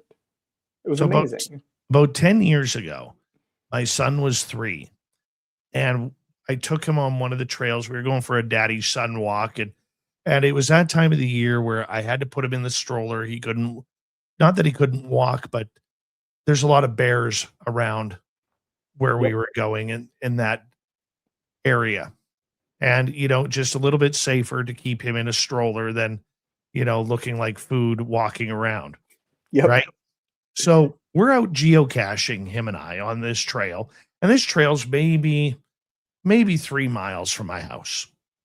We're out geocaching around the lake, and we come up on this hill and get to the knoll. We find the geocache. I put him back in the cart in his stroller, and there's probably on the left-hand side, there's a very steep drop down into the lake. Mm-hmm. And so no big deal. And we get him in the stroller, lock him in, and start moving. And all of a sudden, God is my witness, I see this, what looks like a 2x4, a short 2x4, maybe 18 inches, 20 inches long, with cartoon arms, cartoon legs, walking up from the embankment that goes to the lake. It walks onto the trail. It stops. It looks at us, and with lightning speed, it took off back down the embankment. And I said to my son, I said, did you see that? And he goes, what was that, Daddy? And to this day, I don't know. The thing it reminds me of, as stupid as it sounds, is a miniature version of Towley from South Park. Yeah. Without the glossy eyes. This thing, this 2x4 thing, it didn't have a head. It's like the eyes were melded into the wood. Yeah. But it had the little hands and it had the little legs. And here's the weird part that I remember about it. It was blurry. Huh. A lot of people claim that these cryptid creatures or underworld creatures are blurry to human eyes. I've heard that description. So I don't know what the hell I saw and what my boys saw. Don't know. But I've never been on that trail again. Not because it is by choice, but because I'm fat. Okay. That's a hill. And when you gain a little bit extra weight, literally you look for the easy routes rather than the tough routes. You know what I'm saying? I hear you. Yep. I'm feeling that. We walk the flat side of the lake now, if you know what I'm saying. I got the geocaches over there. I don't need to go back. But yeah, I still to this day do not know what these creatures are. Yeah, so I mean, I'm always interested in. I think that's amazing. That's very yeah, that's remarkable. But I'm always interested in just the concept of pareidolia. Is that where yeah, I think Pareidolia, yeah. yeah, where we put human faces on things. But I think that that also ties in with the we try to make sense of whatever we're seeing, and sometimes our brain will associate it with the closest thing that we can think of. So it's like we didn't get a good enough look at it, so your brain fills in the blanks for what you haven't seen. And I've always thought that could kind of lead to that blurriness as well, like that description where people say blurry. It could be just you've seen something so quickly, and it's something that's so unusual that your brain is just trying to fill in the blanks and trying to make it like, oh, that looks kind of like, that looks kind of like a giant caterpillar, and you don't get enough of a look of it to ever get beyond that's what you Yeah. believe that you yeah. So no, I Well, the love it. way this walked on the trail, it was so cartoonish. It was Yeah. like, do do do do do Yeah. do do do. Now I can picture it perfectly. Yeah. And I'm looking at it and it's looking at us. And then all of a sudden, just like a cartoon, when they kind of pick their feet up and Yeah. take off. Yeah. And I don't know what the hell it was. It's I don't. awesome. It's one of those awesome mysteries that I just don't know. Let's go to another audience question here for you, my man. Let's go to Will from Brimley. Are Bigfoot smaller in Sumatra like other species there? Yeah, so that's what that's the theory that orang pendek is a smaller, essentially a smaller Bigfoot that we think of. And I do think that there's likely two species that were either there very recently or may still be there in some of the islands around Indonesia. One being more human-like and one being more of an upright walking gibbon. That's more nocturnal and yeah, but most likely related to gibbons. That's kind of the evidence that I found and the eyewitnesses that I spoke with, and it makes sense from a biological perspective. But yes, I think that when you say smaller in Sumatra like other species, you're talking about island dwarfism, and that is a yeah, just an interesting part of biology where some animals, when they're isolated, when there's an isolated population, specifically on islands, they do tend to shrink just based on the available resources there. So there's less nutrients, and over generations, they get smaller and smaller. But at the same time, there's island gigantism as well. So we really don't fully understand the mechanisms of what causes island dwarfism or island gigantism. And it's the same things at the bottom of the ocean. There's abysmal gigantism and abysmal dwarfism at the bottom of the ocean. So yeah, very, very long way of saying yes. They are smaller in Sumatra. Man, all right, let's move to another question here. Let's go to this one. What about American Sasquatch, man, myth, or legend movie where they had X2 labs that did hair DNA tests and nothing had existed in the genetic bank to match a male side, only the female? Yeah, I think that genetic tests are better every year, right? We have better technology, we have better abilities, and we have larger databases to go with this one on. The one that you're describing, I'm not very familiar with, the X2 labs, and I think hair DNA samples are also notoriously tricky, unless you've got the root and unless you've got a really good pull, and that's not contaminated with anything else. The act of taking the sample is really challenging, and there were a lot of examples very early on where they were trying to do some Bigfoot DNA analysis, and it was being contaminated by the labs that were doing the testing. So I don't know enough about this one specifically to speak on this specific, but I do know that we've come a long way, and that I think just to keep on plugging Darby really is the future of all things DNA testing for Bigfoot. What about Dr. Melba Ketchum's Oh yeah, genome study? so I Dr. Ketchum, I'm sorry. Yes, I do think that that's very interesting. I think that there's a lot of controversy around it, and I've never gotten the full story as to why. But I think that it's another example where the full results have not been very forthcoming, and I would love to see the full paper. Might be able to arrange that. That'd be great. See what I can do. Patrick Spain is our guest tonight on Spaced Out Radio. Let's go to T-Bone. Pat, what do you think of this? That the Yeti may have been a part of the Dyatlov Pass mystery. Yeah, so I tried to get an episode of Legend Hunter to be made about the Dyatlov Pass. I actually had a thinking that it was this kind of weird resonance that does happen on mountains when the wind blows in a very certain way. I thought that that was more of the cause of this, but I feel like there was just recently, like within the last 2 years, there was an answer that finally gave for what happened to those hikers, and now at almost 2 o'clock in the morning, it's escaping me. But I'm pretty sure that they did figure out what happened to them recently, and the Yeti was not involved. I would love to think that was a part of it, but I think that it didn't have any of those kind of criteria. There wasn't a sign of aggression. There wasn't a sign of violence. There wasn't a sign of attack. This did seem like there was more of a mental state issue that was happening. But everybody goes crazy at once? Yeah, so that was where the resonance, the sound that they've actually been able to show that it could cause that kind of hallucinations in people. And it would be something that was so jarring that it would make people run out of the tents, even, like despite their own health concerns.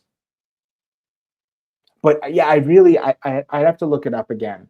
But I do remember reading fairly recently that there was another proposed solution to what happened there that seemed really feasible to me. I just can't remember what it was now. All right, one more question here, or maybe two. Eduardo would like to know, where does Pat live? Well, that's not important. It's in Massachusetts. Hopefully not in Appalachia, because those windows in the background are insane to have around that area. True. Yes. I will be spending a fair amount of time in Appalachia coming up, actually. I'm starting a new YouTube series with they're called Creepy People, with the two guys behind Creepy People. They're the guys that run CryptidCon, Jeff and Lee. So my wife, myself, Jeff, and Lee are starting up a YouTube channel. So I will be going out to Appalachia quite a bit more. And I'll get to see a lot of the cool things that people tell me about that area. I've spent not nearly enough time there, so I'm looking forward to it.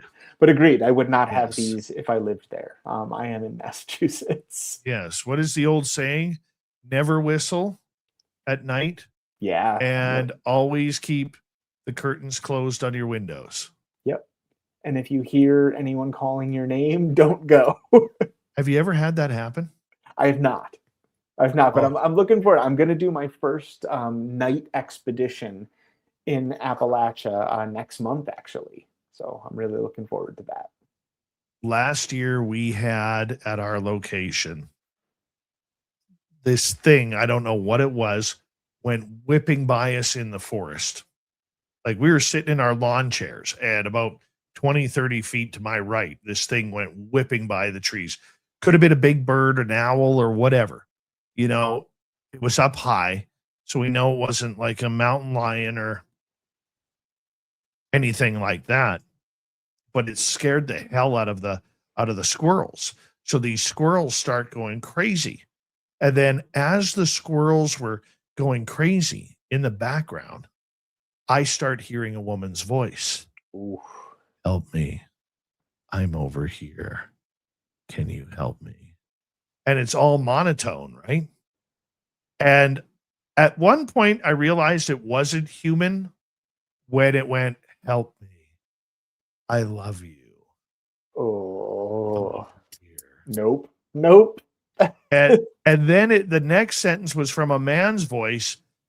Help us. We're over here. Can you help us? And I looked at my buddy. I said, if we go over there, we're about to become a statistic.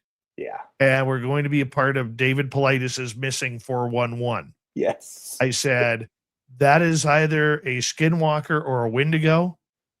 I am not going over there. I am not moving. And we could hear the voice moving.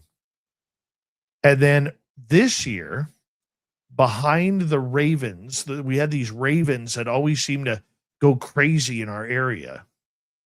But behind them, I could hear a woman's voice. Let me hear you. Let me hear you. Let me hear you. Let me hear you. And I'm like, nope, no. That's where I draw the line. We can talk about anything. We can do anything. But when you start getting into the skinwalker and Wendigo stuff, I ain't going there. Yeah. No, it is pretty creepy. My wife loves a lot of the paranormal stuff. That is very much her world. She's into a lot of that. I find it fascinating. I think it's very interesting. But I stick to animals that I can grab and they can grab me. Well, hopefully one day you get a good handshake from Bigfoot. Speaking of Bigfoot, PDG is asking, how can they test for Bigfoot DNA without a sample? Yeah, no, that's exactly what. So Darby's trying to build up a database. So if we get enough unknown samples, the classic is, the sample came back unknown. Well, if we have two unknowns that are the same, we start to build a database. So even without having a definitive source, we can say that, all of these unknown samples came from the same animal. So that's really what they're looking to do. Which university is he at? North Carolina. I wonder if I could get the feces across the border. Yeah. Oh, yeah, that's true. Borders are very strange right now. So. Yeah. What are you doing? I'm sending Sasquatch poop. Darby in North Carolina. Who's Darby? I don't know. Patrick told me to say. Who's Patrick? He chases Bigfoot. He's a biologist. Just said to send him a box of poop. That's what. But this is cryptozoology. This is what we do. That poop would disappear. That's true. I would want to hand deliver. To be fair. You definitely need to hand deliver it. I was crossing the border one day to go to the Nebraska Bigfoot conference, and I have to pass through immigration at Vancouver International Airport. And this lady says to me, she goes, at immigration, she's like, where are you going? Nebraska. Where are you from? Here in British Columbia. Whereabouts? Caribou region. What's your town? 100 Mile House. What are you doing down there? I'm going to look for Bigfoot. Really? I said, yeah. You believe in that? Yes, I do, ma'am. Are you sure? Yes. And then all of a sudden the green light clicked in. Would you like to see some photographs of footprints? Oh, yeah, I sure would. Oh, that's awesome. And I will tell you, after I showed her those footprints, I'm surprised I didn't get a hug. Yeah. Afterwards, right? She cool. was so excited. She's like, remind me never to come up to your house and go into the forest. I'm like, oh, come on up. Let's go look for Bigfoot. No. That's scary enough. That's close enough. So I was crossing the border into Manitoba to go lay down in a pit of 200,000 snakes. Why? And for my 33rd birthday. Why? Something that was on the bucket list. It was something I wanted to do. It's the largest concentration of snakes on Earth. Is in what Manitoba. Kind of snakes? Red-sided garter snakes. Oh, at least you're not getting bit. Yeah, there's probably a couple copperheads in there mixed in with them as well, but mostly it's red-sided garter snakes. But it was it had been on my list for a really long time, and I got really sick. And once I was better, I decided this was something I was going to do. But as I was crossing the border into Manitoba, they said, "Well, what are you guys doing up here?" And one of my buddies was like, "Pat, just just tell him we're sightseeing. Just tell him we're on vacation. And I looked up and I was like, snakes. We're going to find a lot of snakes. He was like, all right, tell me more.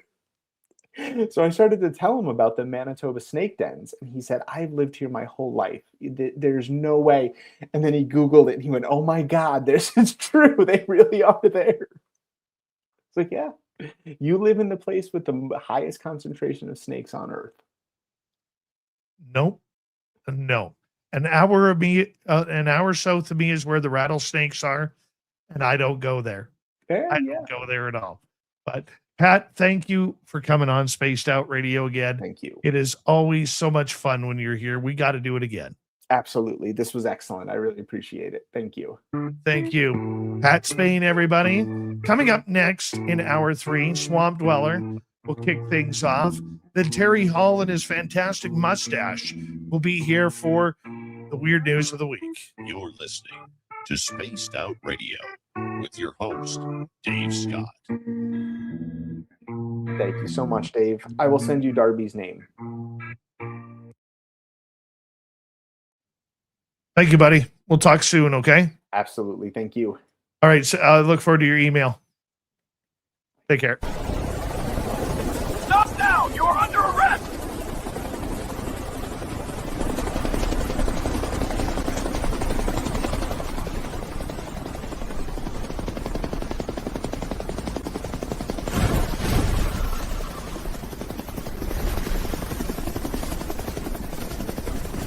Hands up! Don't move!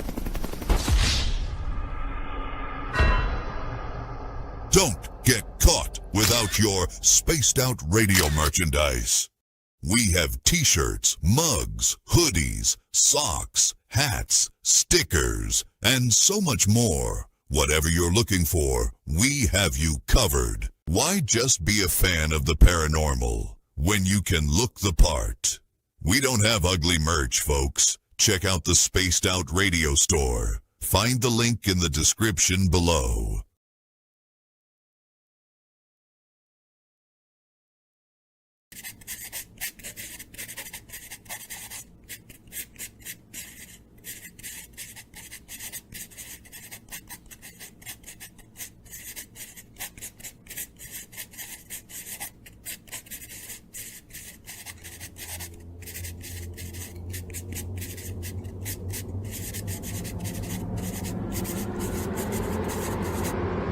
Dirty filth.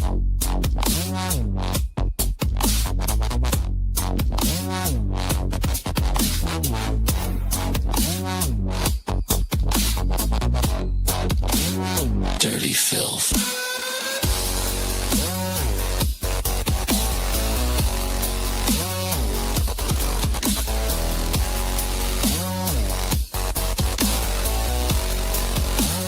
Dirty filth.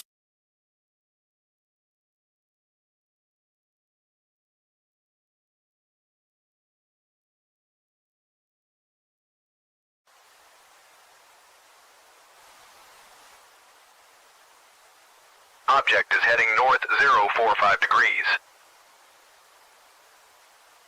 It's definitely not a plane.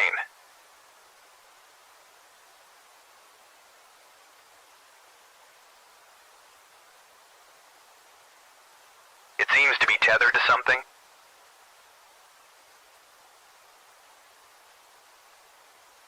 Is that a banner, Joe? Caribou Con. Does anyone know what Caribou Con is? Caribou Con, one of the BC Caribou region's best-kept secrets. Until now.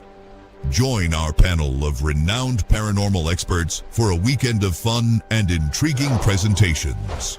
Go to cariboucon.com to book or inquire now.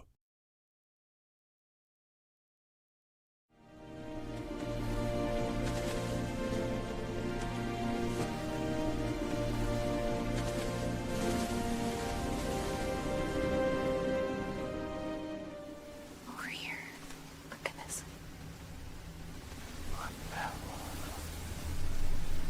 Discover Spaced Out Radio on all your favorite platforms.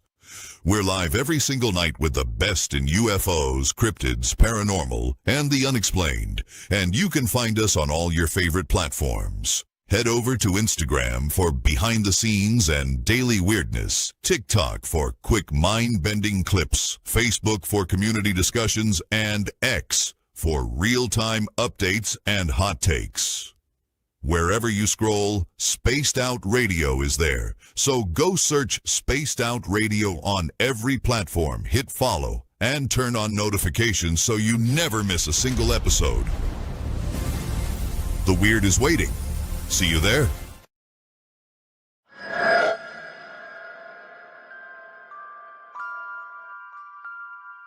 The McNeil House is one of several buildings at the 108-mile heritage site, said to be haunted by spirits of a time long forgotten. But would you stay the night? Along with guided ghost tours and paranormal investigations, Haunted 108 is offering a chance to spend the entire night inside the historic McNeil House by booking one of our B&B style sleepovers, where you can experience the hauntings firsthand, meet the resident ghost cat, and witness unusual activity. If you dare to turn history into a night you'll never forget, book your spot now at haunted108.com. Spots are limited. Will you be brave enough? All right, let's prepare to bring in little Terry Hall and his bag of magic tricks. There he is. Terry, Swamp Dweller will be about just over 4 minutes. Closest airport is Williams Lake. So you'd fly to Vancouver and then fly to Williams Lake. Closest airport's Portland. I was just there. It's like 20 minutes from my front door, man. Well, I think PDG is wondering about Caribou Con. Oh! Yeah. Perfect. That makes sense. Perfect. No, you gotta fly a puddle jumper to a puddle jumper, and then you gotta take a skateboard until you get down to the trailhead where they meet you with the snowmobile and tow you in. Pretty much. We got 10 seconds. Thank you, T-Bone and Bigfoot Fades, for the super chats. We greatly appreciate that. Here we go, everybody.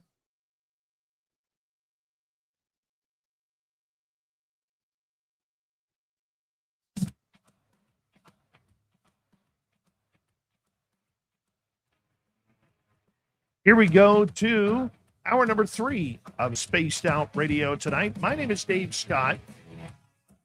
Shout out to the legend Jim Goodall for tuning us in tonight. We love it when Jim is in our chat rooms tuning in. He's a member of the United States Aviation Hall of Fame. That man was the first man to ever photograph the F-117 stealth fighter as a civilian. Guy's a legend. Absolute legend. We love Jimmy around here. Got to get him back on the show soon.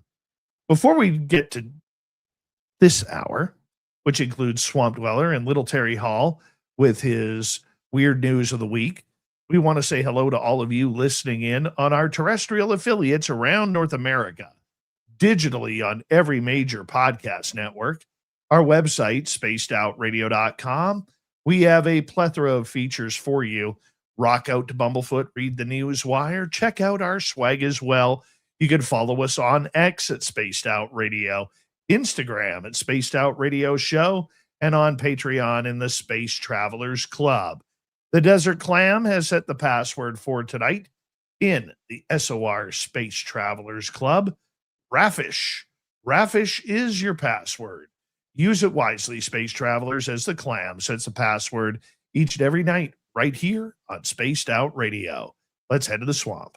Hello and welcome to Spaced Out Radio's Swamp. I'm Swamp Dweller, and tonight I'm going to take you on a mystic journey of the unknown, sharing tales of monsters, legends, and nightmares. Welcome to the Spaced Out Radio Swamp. Hello, I love your stories. You do an excellent job. You bring them to life, and that is why I'm submitting my story. It was 1978. I was 8 years old, and my grandmother was a woman of strong faith. She was afraid of storms, for she had seen her sister struck by a lightning bolt. From that day forward, she was scared to death of storms. So one night, we were enduring a thunderstorm. This storm was a nasty one. At the time, we lived in a trailer in Bally, Pennsylvania. Our trailer is surrounded by nothing but cornfields, as far as the eye can see. We were so far out in the sticks that it took 3 bus changes to get to school.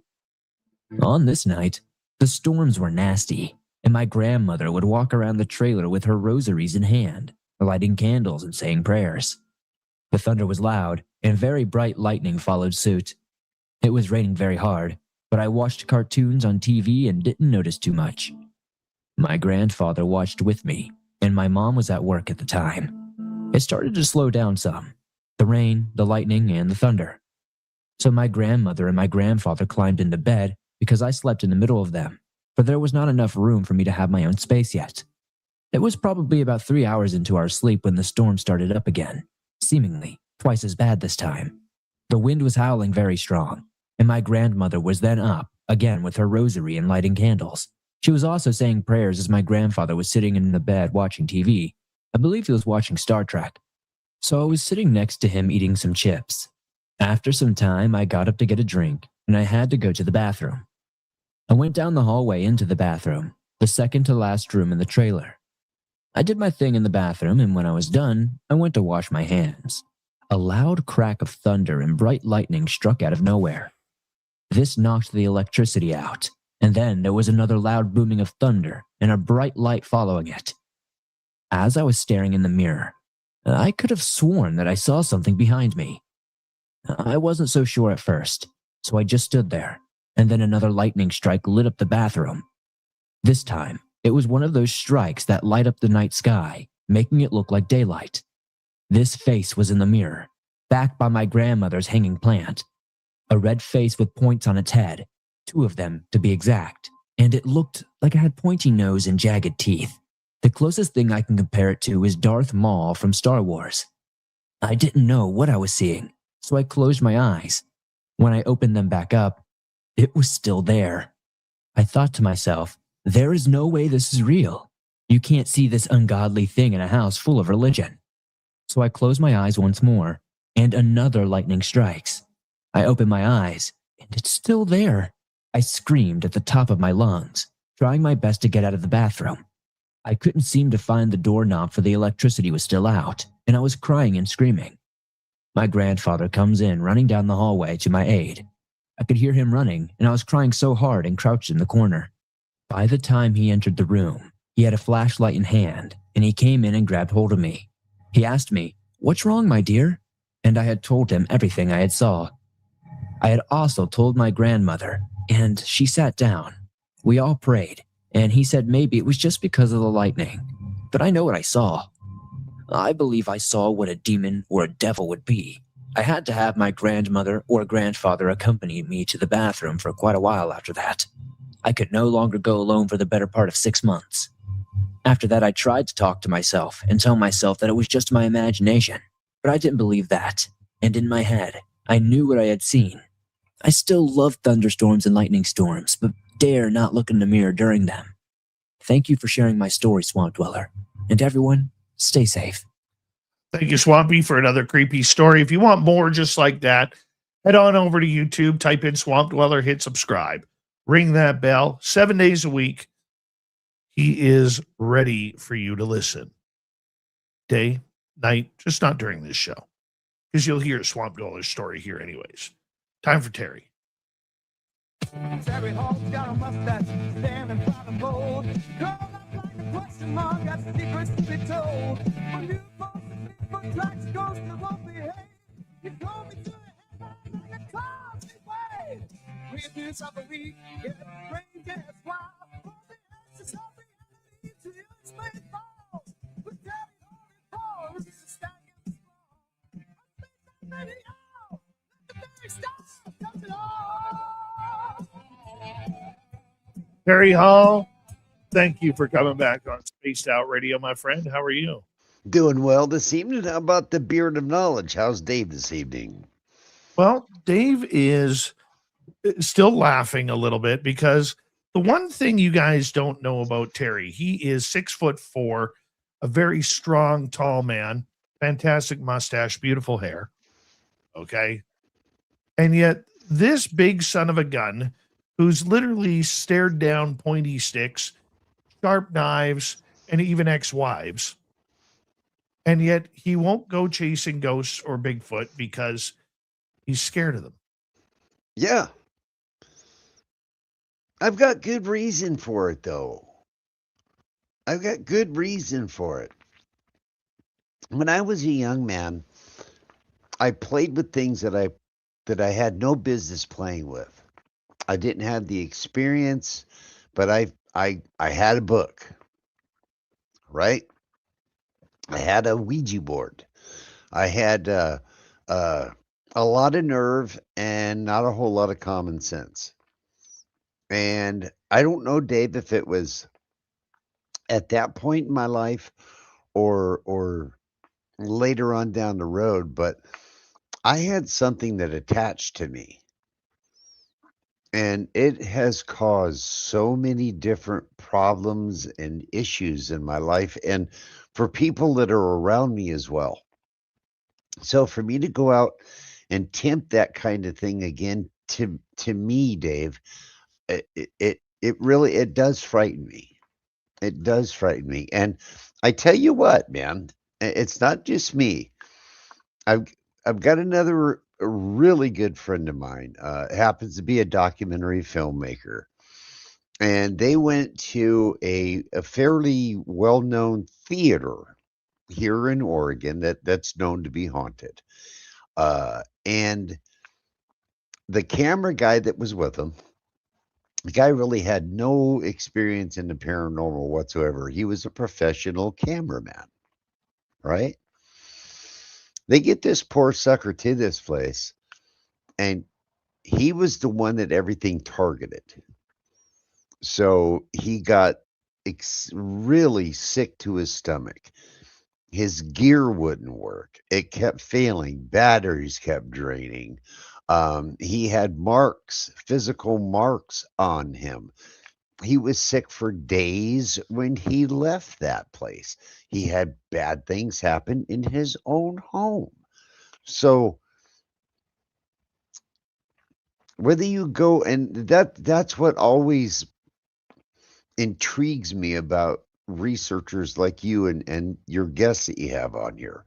And I asked just the other night, why do you guys do what you do? Is it for an adrenaline rush? Is it to uh, h- come up with some sort of methodology on how to research and document these kind of things? And if that's so, what is the point? What is the goal at the end of the research? Are you trying to say, okay, we know the name of this particular individual and maybe why they're here and help them move along down to the Rainbow Bridge, wherever they go? But and then to step out into the tracks in the woods, you've got to live someplace where the woods are very, very dense, like where Dave lives and where I live. I mean, you can look back into the woods here on a bright sunny day at noon, sun overhead.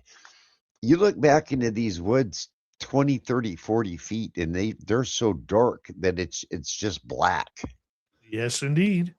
That it's just black, and you can get lost and spun around, and they're so easy. And imagine running into Bigfoot in a situation like that. And especially if it was a chance encounter and you happen to anger that great big thing, what are you going to do? Not much. Not much. But the thing is, for you to have an encounter with Bigfoot, Dave, where you go, you're far removed from the beaten track. And if something does happen, you guys are going to end up calling a life flight in there. And that's if if they could find a clearing large enough to land something so they could come and get you. That to me, that's stepping over the fence of no fun for Terry, no bueno for moi. Oh, man. You crack me up sometimes. Now, you know what? You mentioned Jim earlier, right? Yes. And Mr. Goodall, Jim Goodall. I mean, the guy lives life at the edge, right? Okay, so Jim, everybody knows Jim has a beautiful black Cadillac or Corvette, excuse me, a beautiful black Corvette. And it is not a driveway dust getter, right? He drives it like a Corvette, but he doesn't drive it like Florida man. Definitely not. Florida man accused of driving a car on fire. What? Arrested on DUI charges, deputies say. A man accused of driving a car on fire. And this dude, this thing was on fire. I mean, it was burning. On U.S. Highway 192 was arrested on DUI charges, according to the Brevard County Sheriff's Office. Patrick Rinaldi, 60, was charged for driving under the influence and refusing to submit to DUI testing after witnesses told deputies that Rinaldi had stopped, but eventually got back in the vehicle and began driving with heavy smoke issuing from the car. After driving a short distance, it stopped again, only now flames were taking over the vehicle, but Rinaldi drove the car away again. When deputies arrived, Brevard County Fire Rescue was observed putting out a brush fire that it was allegedly started by the car. So he's going down the highway, Dave. He stopped once, got back in the car, took off. It's smoking now. It's heavy smoking.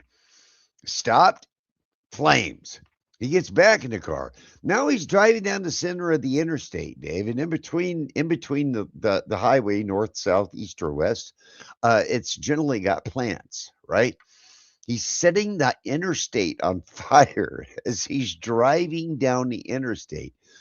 As deputies began taking over and all, they realized that there were even more problems once they got him pulled over, as he smelled of alcohol. He only had one beer. He said he only had one beer earlier, however. However, a empty quart bottle of tequila was located on the floorboard of the car, which in our line of work is called the clue, the officer said.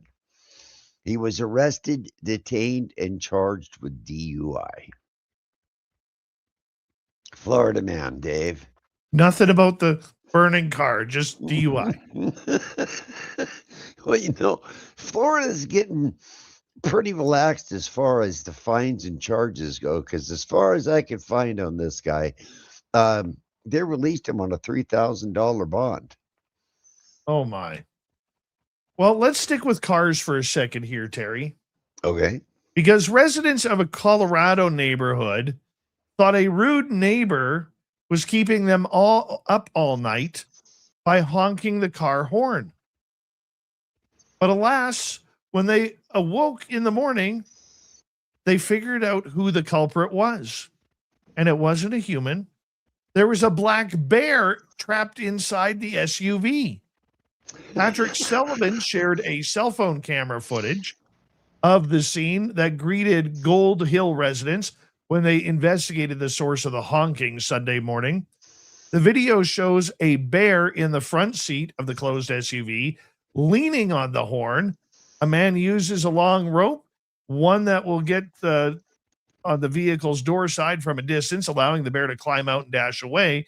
Residents said the bear caused damage to the side panel of the car and set off the driver's side airbag as well. No word if the bear is being charged with destruction of property, but we do know that Yogi made it out safe and sound. Charged with destruction of property. That's great. Well, you know what, Dave? I tell you what, we can stay in a vehicular state of mind. Let's All go right. back. Let's go back to Florida again. A driver identified as Riley Ferrer was traveling northbound on I-75 shortly after midnight on Friday when he lost control of his pickup truck. The Florida Highway Patrol said the truck veered off the road, struck another vehicle, and overturned into the woods. 2 people inside the second vehicle suffered injuries during the crash. The Hernando County Sheriff's Office shut down the northbound lanes so a medical transport helicopter could land to transport the patients. Troopers said that while the fire rescue crews prepared the 2 patients for the helicopter, Farrar ran past all the responders at the scene and tried to steal the medical helicopter, but was not successful.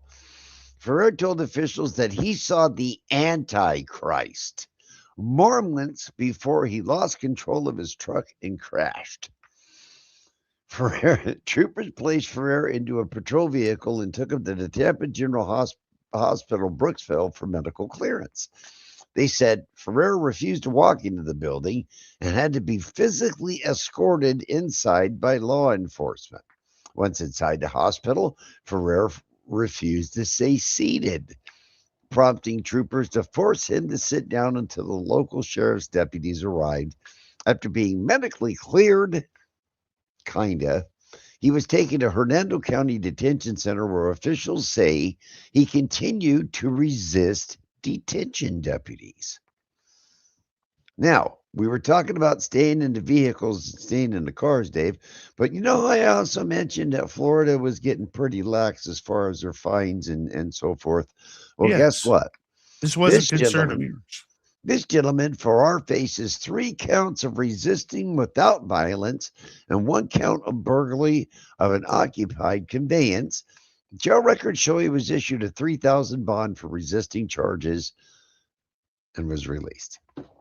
So once again, the guy wrecks his vehicle, puts 2 people in the hospital, tries to steal a helicopter, is delusional enough to think that he saw the Antichrist, which caused him to wreck his vehicle, resists arrest, fights with the doctors at the hospital, and they let him go on a $3,000 bond. Oh, hey, whatever suits their fancy, right?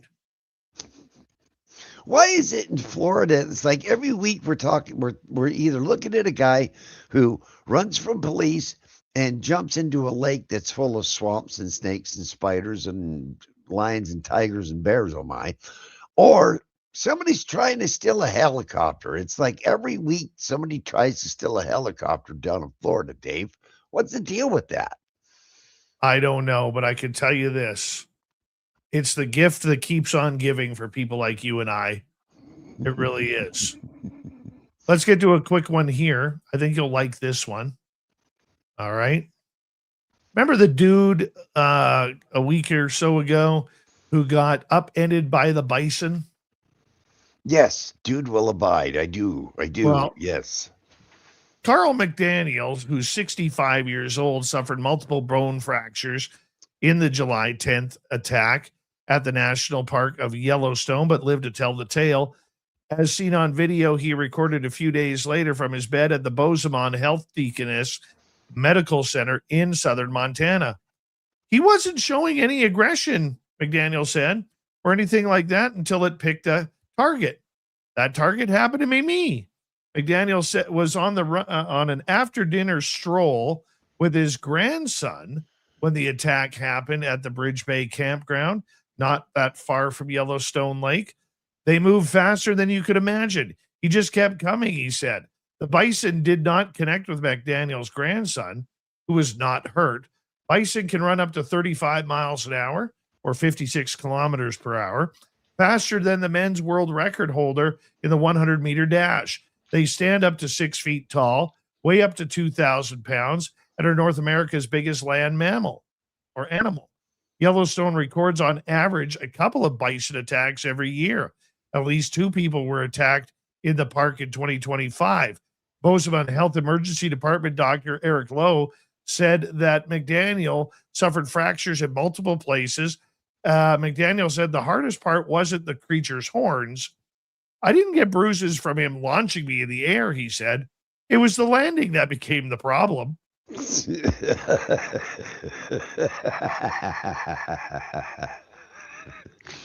always the landing, man. It's always the landing.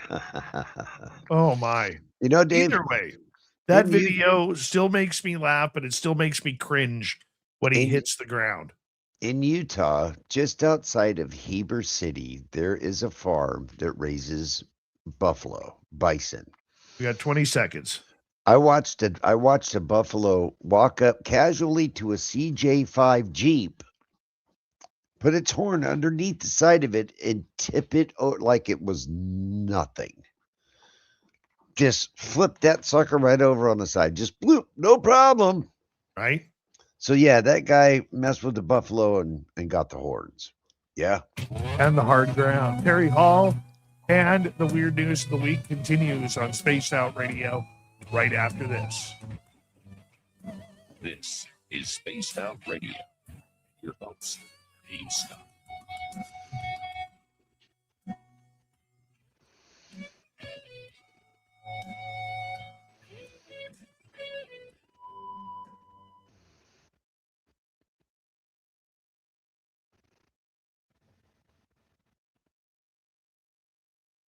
All right, we're clear.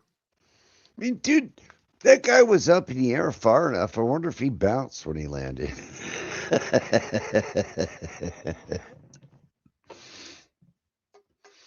I remember I believe I told you about this, Dave. There was in just outside of San Diego in California, there was a place called the Wild Animal Park. And at least once a year in the summer, you'd hear about someone getting mauled by one of the lions or the tigers there because they wouldn't stay in their vehicle. They'd stop, which that they say you don't stop, right? Not in this park. You were supposed to creep through, but you could take your own vehicle through the place. It was pretty cool. There would always be some dummy stop and either roll down their window or get out of their vehicle to get a picture. Yeah. See, it used to be. You ever see that video of the Chinese people who were on one of those drive-through safaris, and they were in an area where there were tigers or lions, and the one lady opened up the door and got out of the vehicle to get a picture, and as she was getting chased back into the car, the big cat grabbed her and dragged her off, ended up killing her. You know, I mean, how silly do you have to be? Like, I will say this though about that Wild Animal Park in San Diego. Unlike other places that I've known of, if a big cat was involved in a mauling incident, let's say, they didn't take it out on the cat. If you were dumb enough to stop your car, roll down a window, stop your car, get out of your vehicle, they didn't take it out on the cat. Nor should they. My hats were always off to those guys I mean, granted, they did end up after many suits. They wouldn't have closed the park, but they just, after many incursions and being sued, it took a toll on the owners, and they eventually did end up closing that place, which was too bad because it was really a neat place to take your kids. I'd love to go to a place like that. And besides that, you know, the one you were just talking about, that the Chinese lady got out of the car and the tiger. Hey man, tigers like Chinese food too. I'll be right back.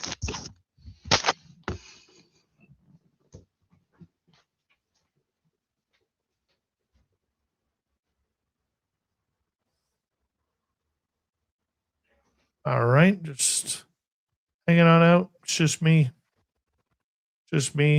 having to stare at Fap, the giant zit on the end of his nose.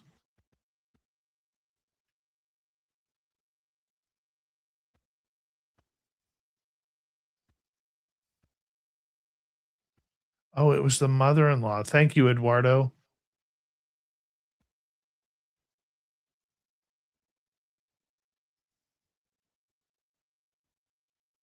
PDG, where are you coming from?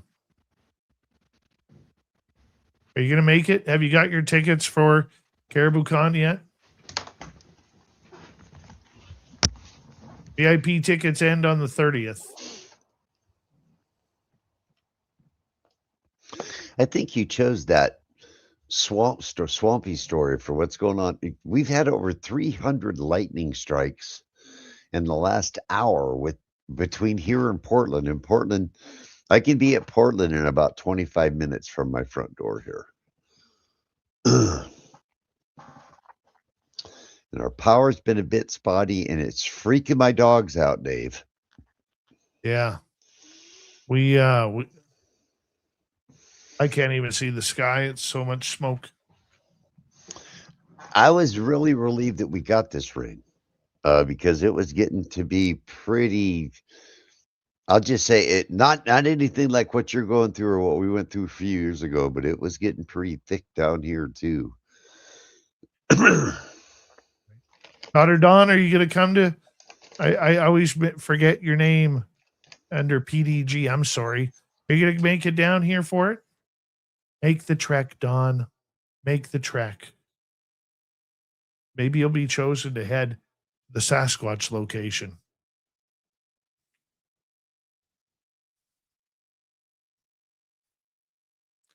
All right, Terry, we're coming back.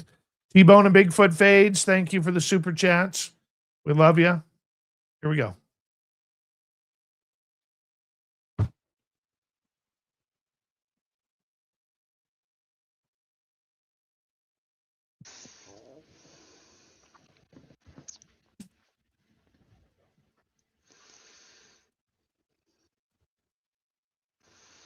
All right, here is the final half hour of the weird news of the week. My name is Dave Scott. Terry Hall with us. Terry, you've eaten a lot of strange things, right? Yeah. You like strange foods. Absolutely. Well, prosecutors in South Korea have asked a court to sentence the owner of a Michelin-starred restaurant to 1 year in prison for serving a dessert topped with ants, an insect that is not approved for consumption under local food safety law. The request was made this past Monday, also sought a 20 million won or $10,000 fine for the company that runs the restaurant. The restaurant's owner and the company were indicted on charges of violating the country's Food Sanitation Act. The Ministry of Food and Drug Safety launched its investigation after spotting mentions of an ant dish in blog posts and social media rather than through a routine inspection. The restaurant, which holds 2 Michelin stars, is located in Seoul's Upper Market District. It is reported to have served a sorbet dessert sprinkled with ants for customers who wanted the flavor. Under South Korean law, only 10 insect species, including grasshoppers, mealworms, and silkworm pupae, are approved for food ingredients. Ants are not among them. Businesses wishing to use an unapproved insect must first obtain temporary approval, a process the restaurant did not follow, the ministry said. Violating the law carries a maximum penalty of 5 years in prison or $50 million or won fine. Eating ants there, Terry? Actually, Dave, ants release is called formic acid. It's got a very distinct flavor. I have eaten ants before. Yes, I have, by the way. Formic acid has a very distinct and bitter flavor. It's used. Formic acid use is pretty heavy in what they classify as like the umami taste. Umami, the bitter, sweet, sour, everything all at once has got quite a bit of formic acid in it. So yeah, I have eaten ants before, Dave. Ooh. I have. Would you put them in your Sometimes by sorbet? choice. Sometimes, but no, actually, these were, chocolate covered ants that didn't have the wasn't formic acid. They were actually raised to be chocolate covered.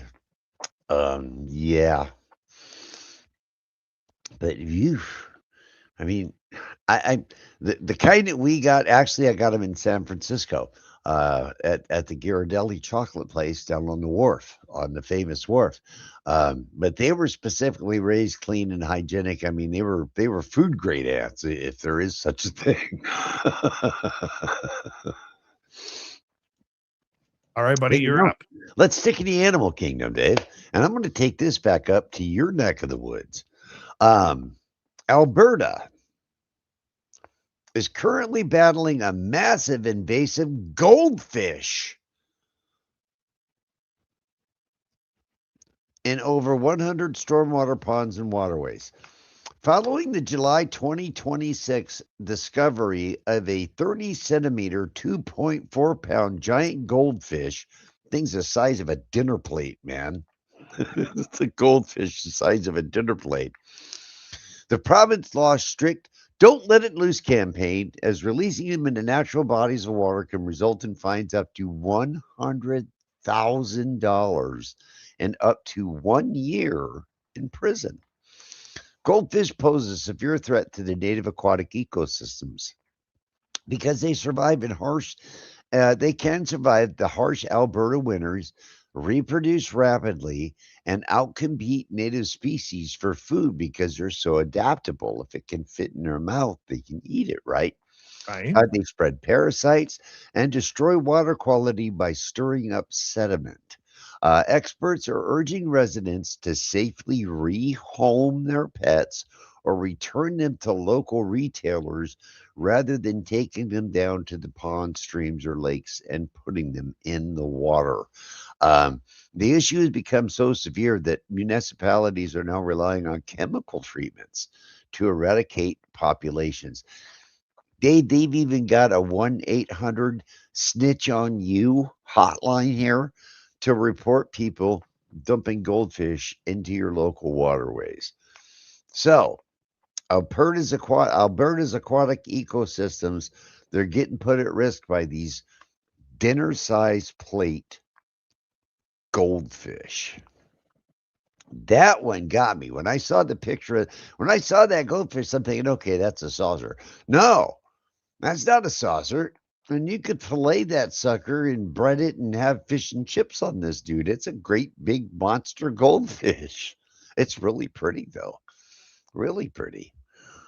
Who You has know, goldfish on the menu?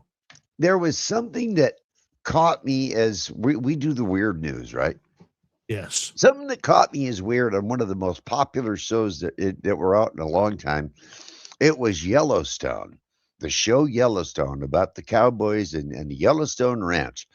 Right. And they were always taking them to this place called the train station, which Yes. was a canyon that they deposited unalived things into, let's just say. Yes. Dave, did you know that there really is a zone of death in Yellowstone? It's a No. 50 square mile unpopulated strip in the Yellowstone National Park in Idaho, where, due to constitutional loopholes, legal theorists argue that it's theoretically impossible to form a jury for a federal trial.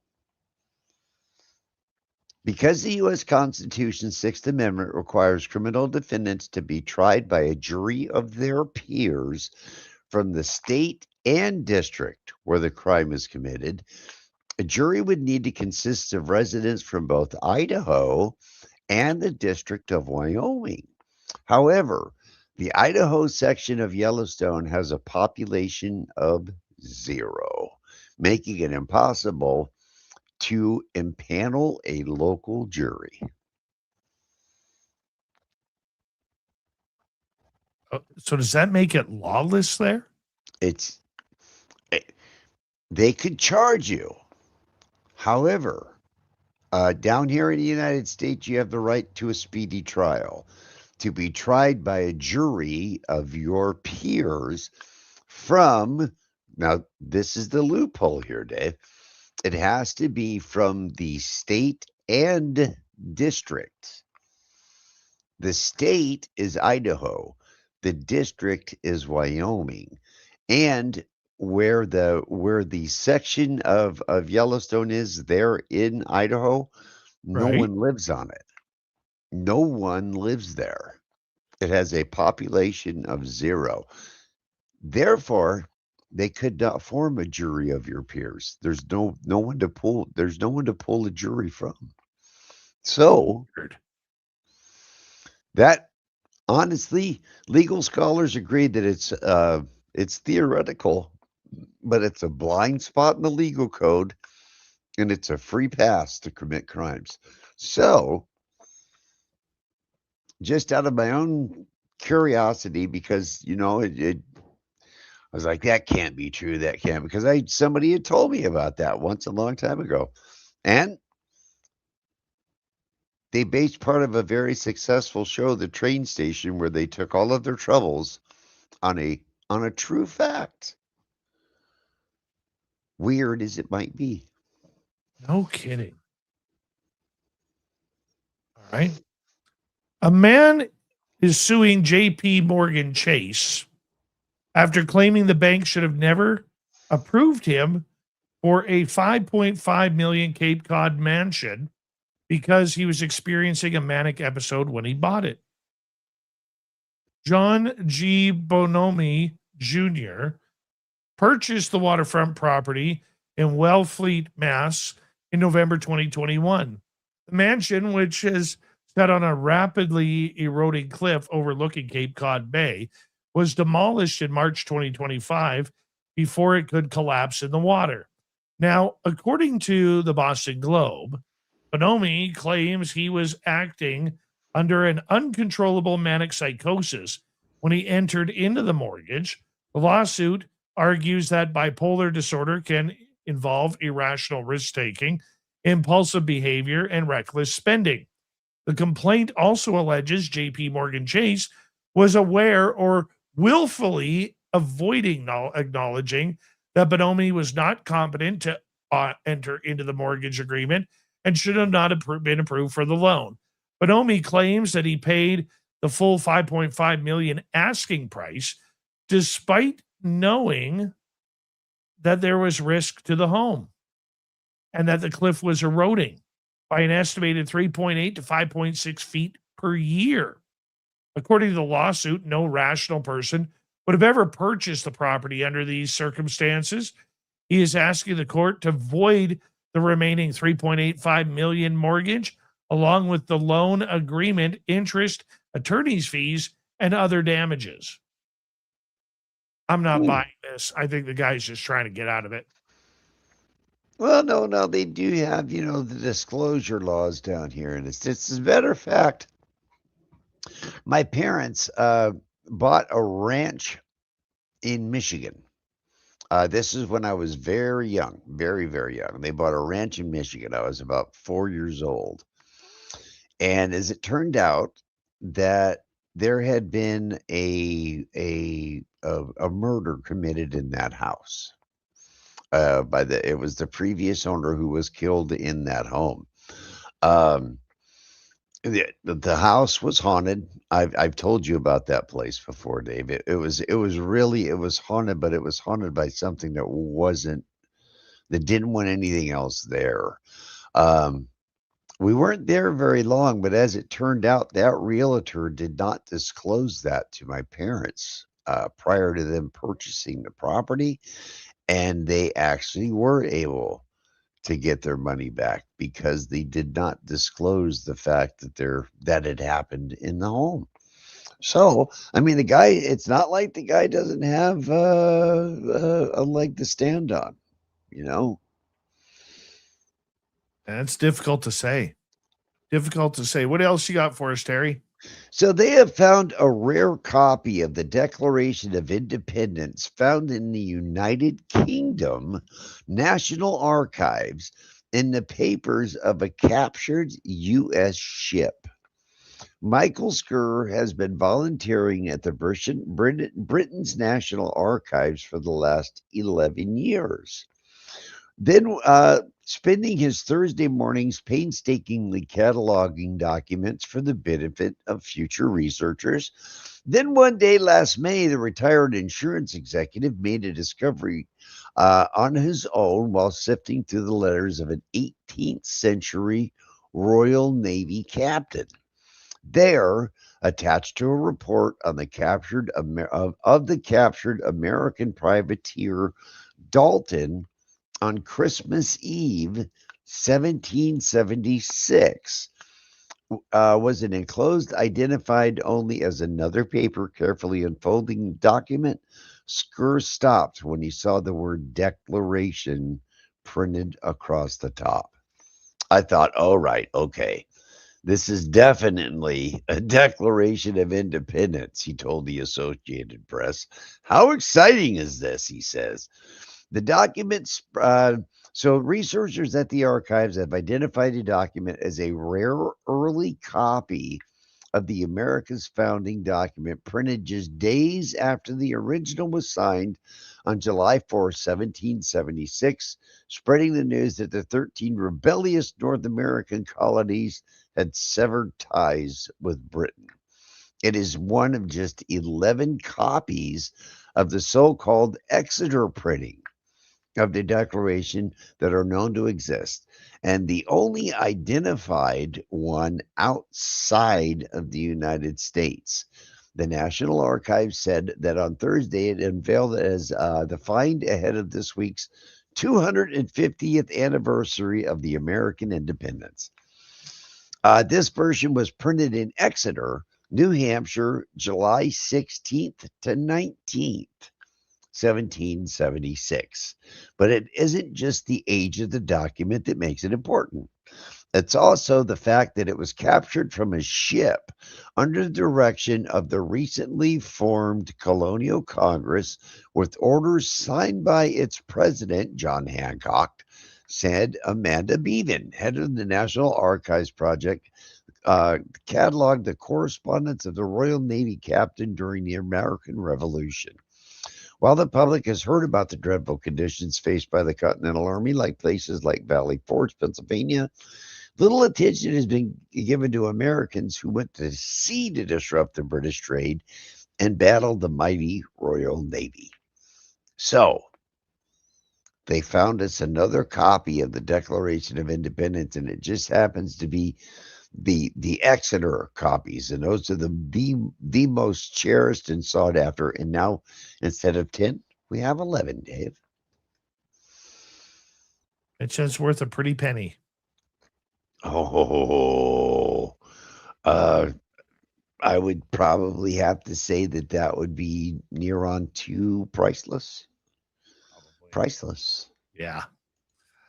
A New York City woman is suing McDonald's, Terry, because she alleges she sustained serious and severe personal injuries and burns to her mouth and tongue as a result of being served extremely hot French fries. That's French fries this time instead of coffee, huh? Yep. Catherine Luongo blames the March 5th incident, which occurred at a McDonald's restaurant across the street from Manhattan's Bryant Park, and the employees who failed to provide her with a safe order of fries. Oh my God. A safe order of fries. Her purported physical trauma was due solely to the carelessness, recklessness, and negligence of the unnamed workers who prepared the fries in question, while the complaint describes as overheated and not safe for human consumption. Luongo should have never been permitted or allowed to be served and consume extremely hot and overheated French fries, the complaint says.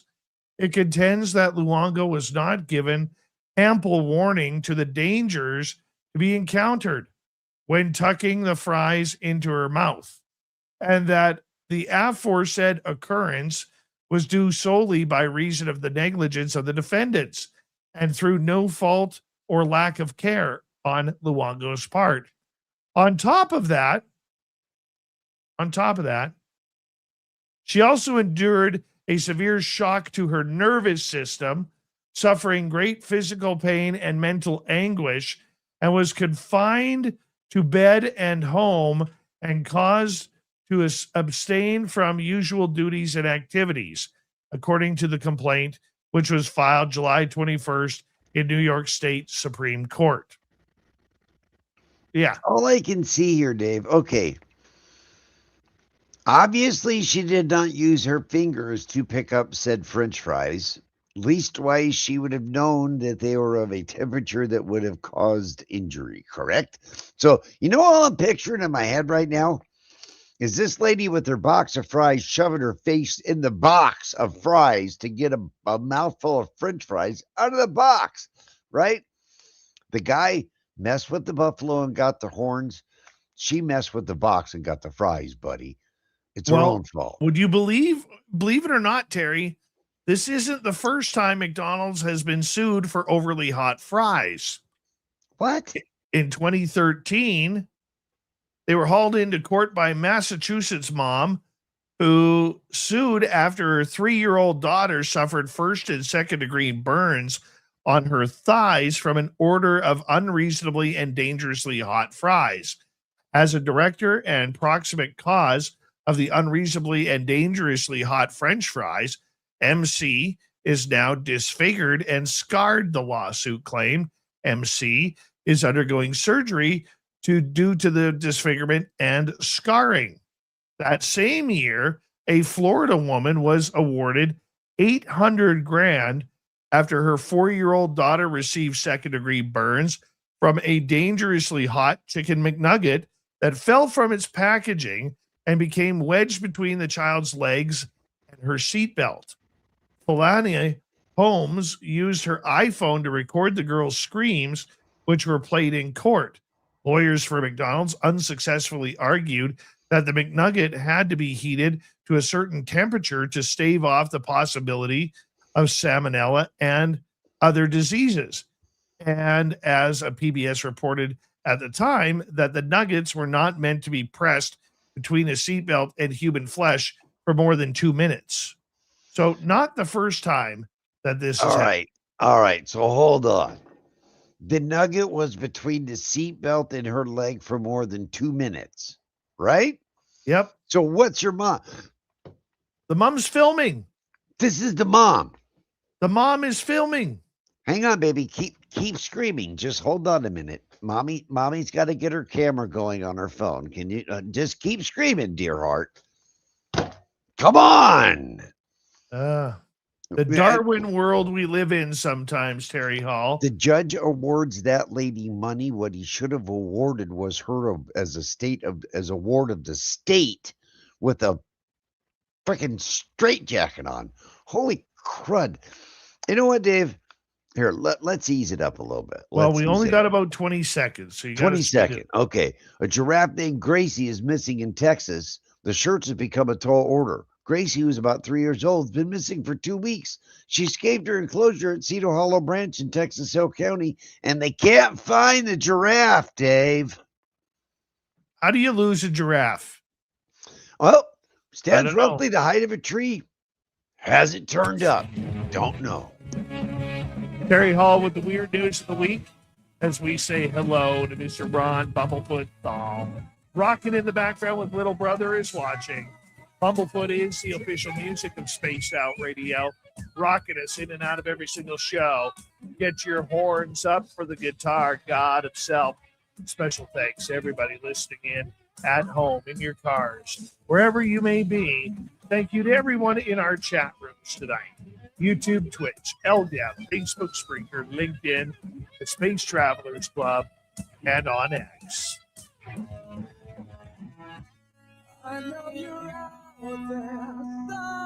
Remember, this show is copyright for Spaced Out Radio and Bigfoot Broadcasting Limited.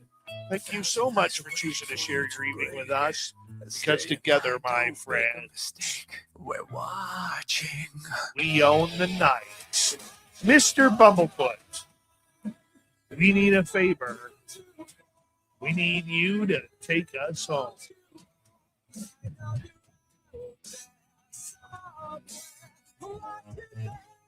Yes, the Woo Train has docked for the night But soon, my friends, we shall ride again. The seats are always available. Your tickets never expire. And if you want to bring a friend, we've got room for them too. Good night, everybody.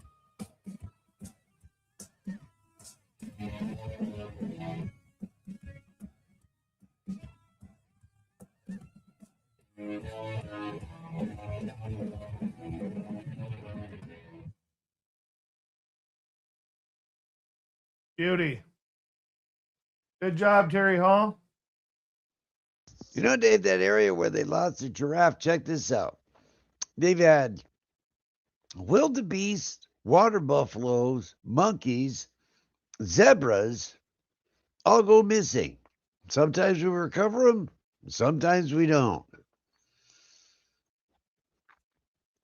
But they have searched an area of about 3,000 hectares, or about 7,500 acres. No luck, but there was a report that Gracie was spotted to the south. She just has gone into an area of this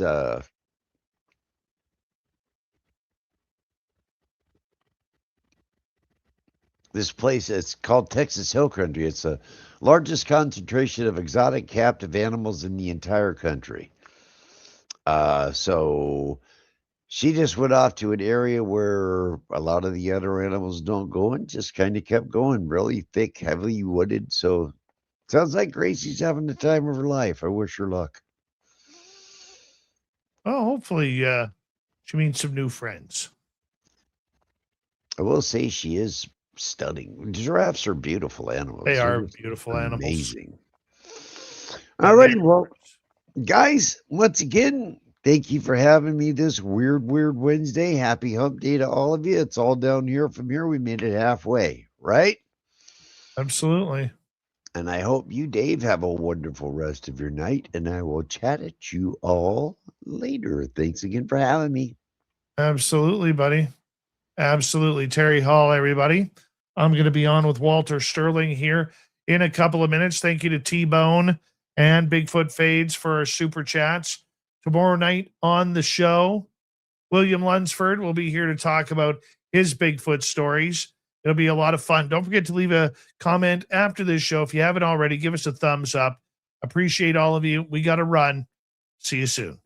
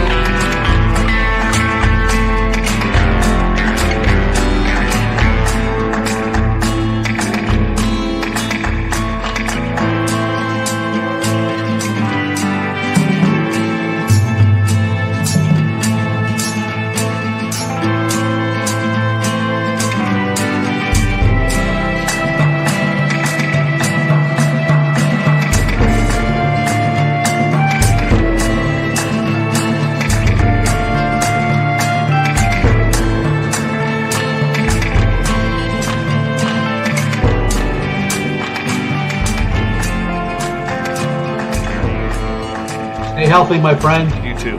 If you need bail money, give me a call. Always, Dad. Take care. You too.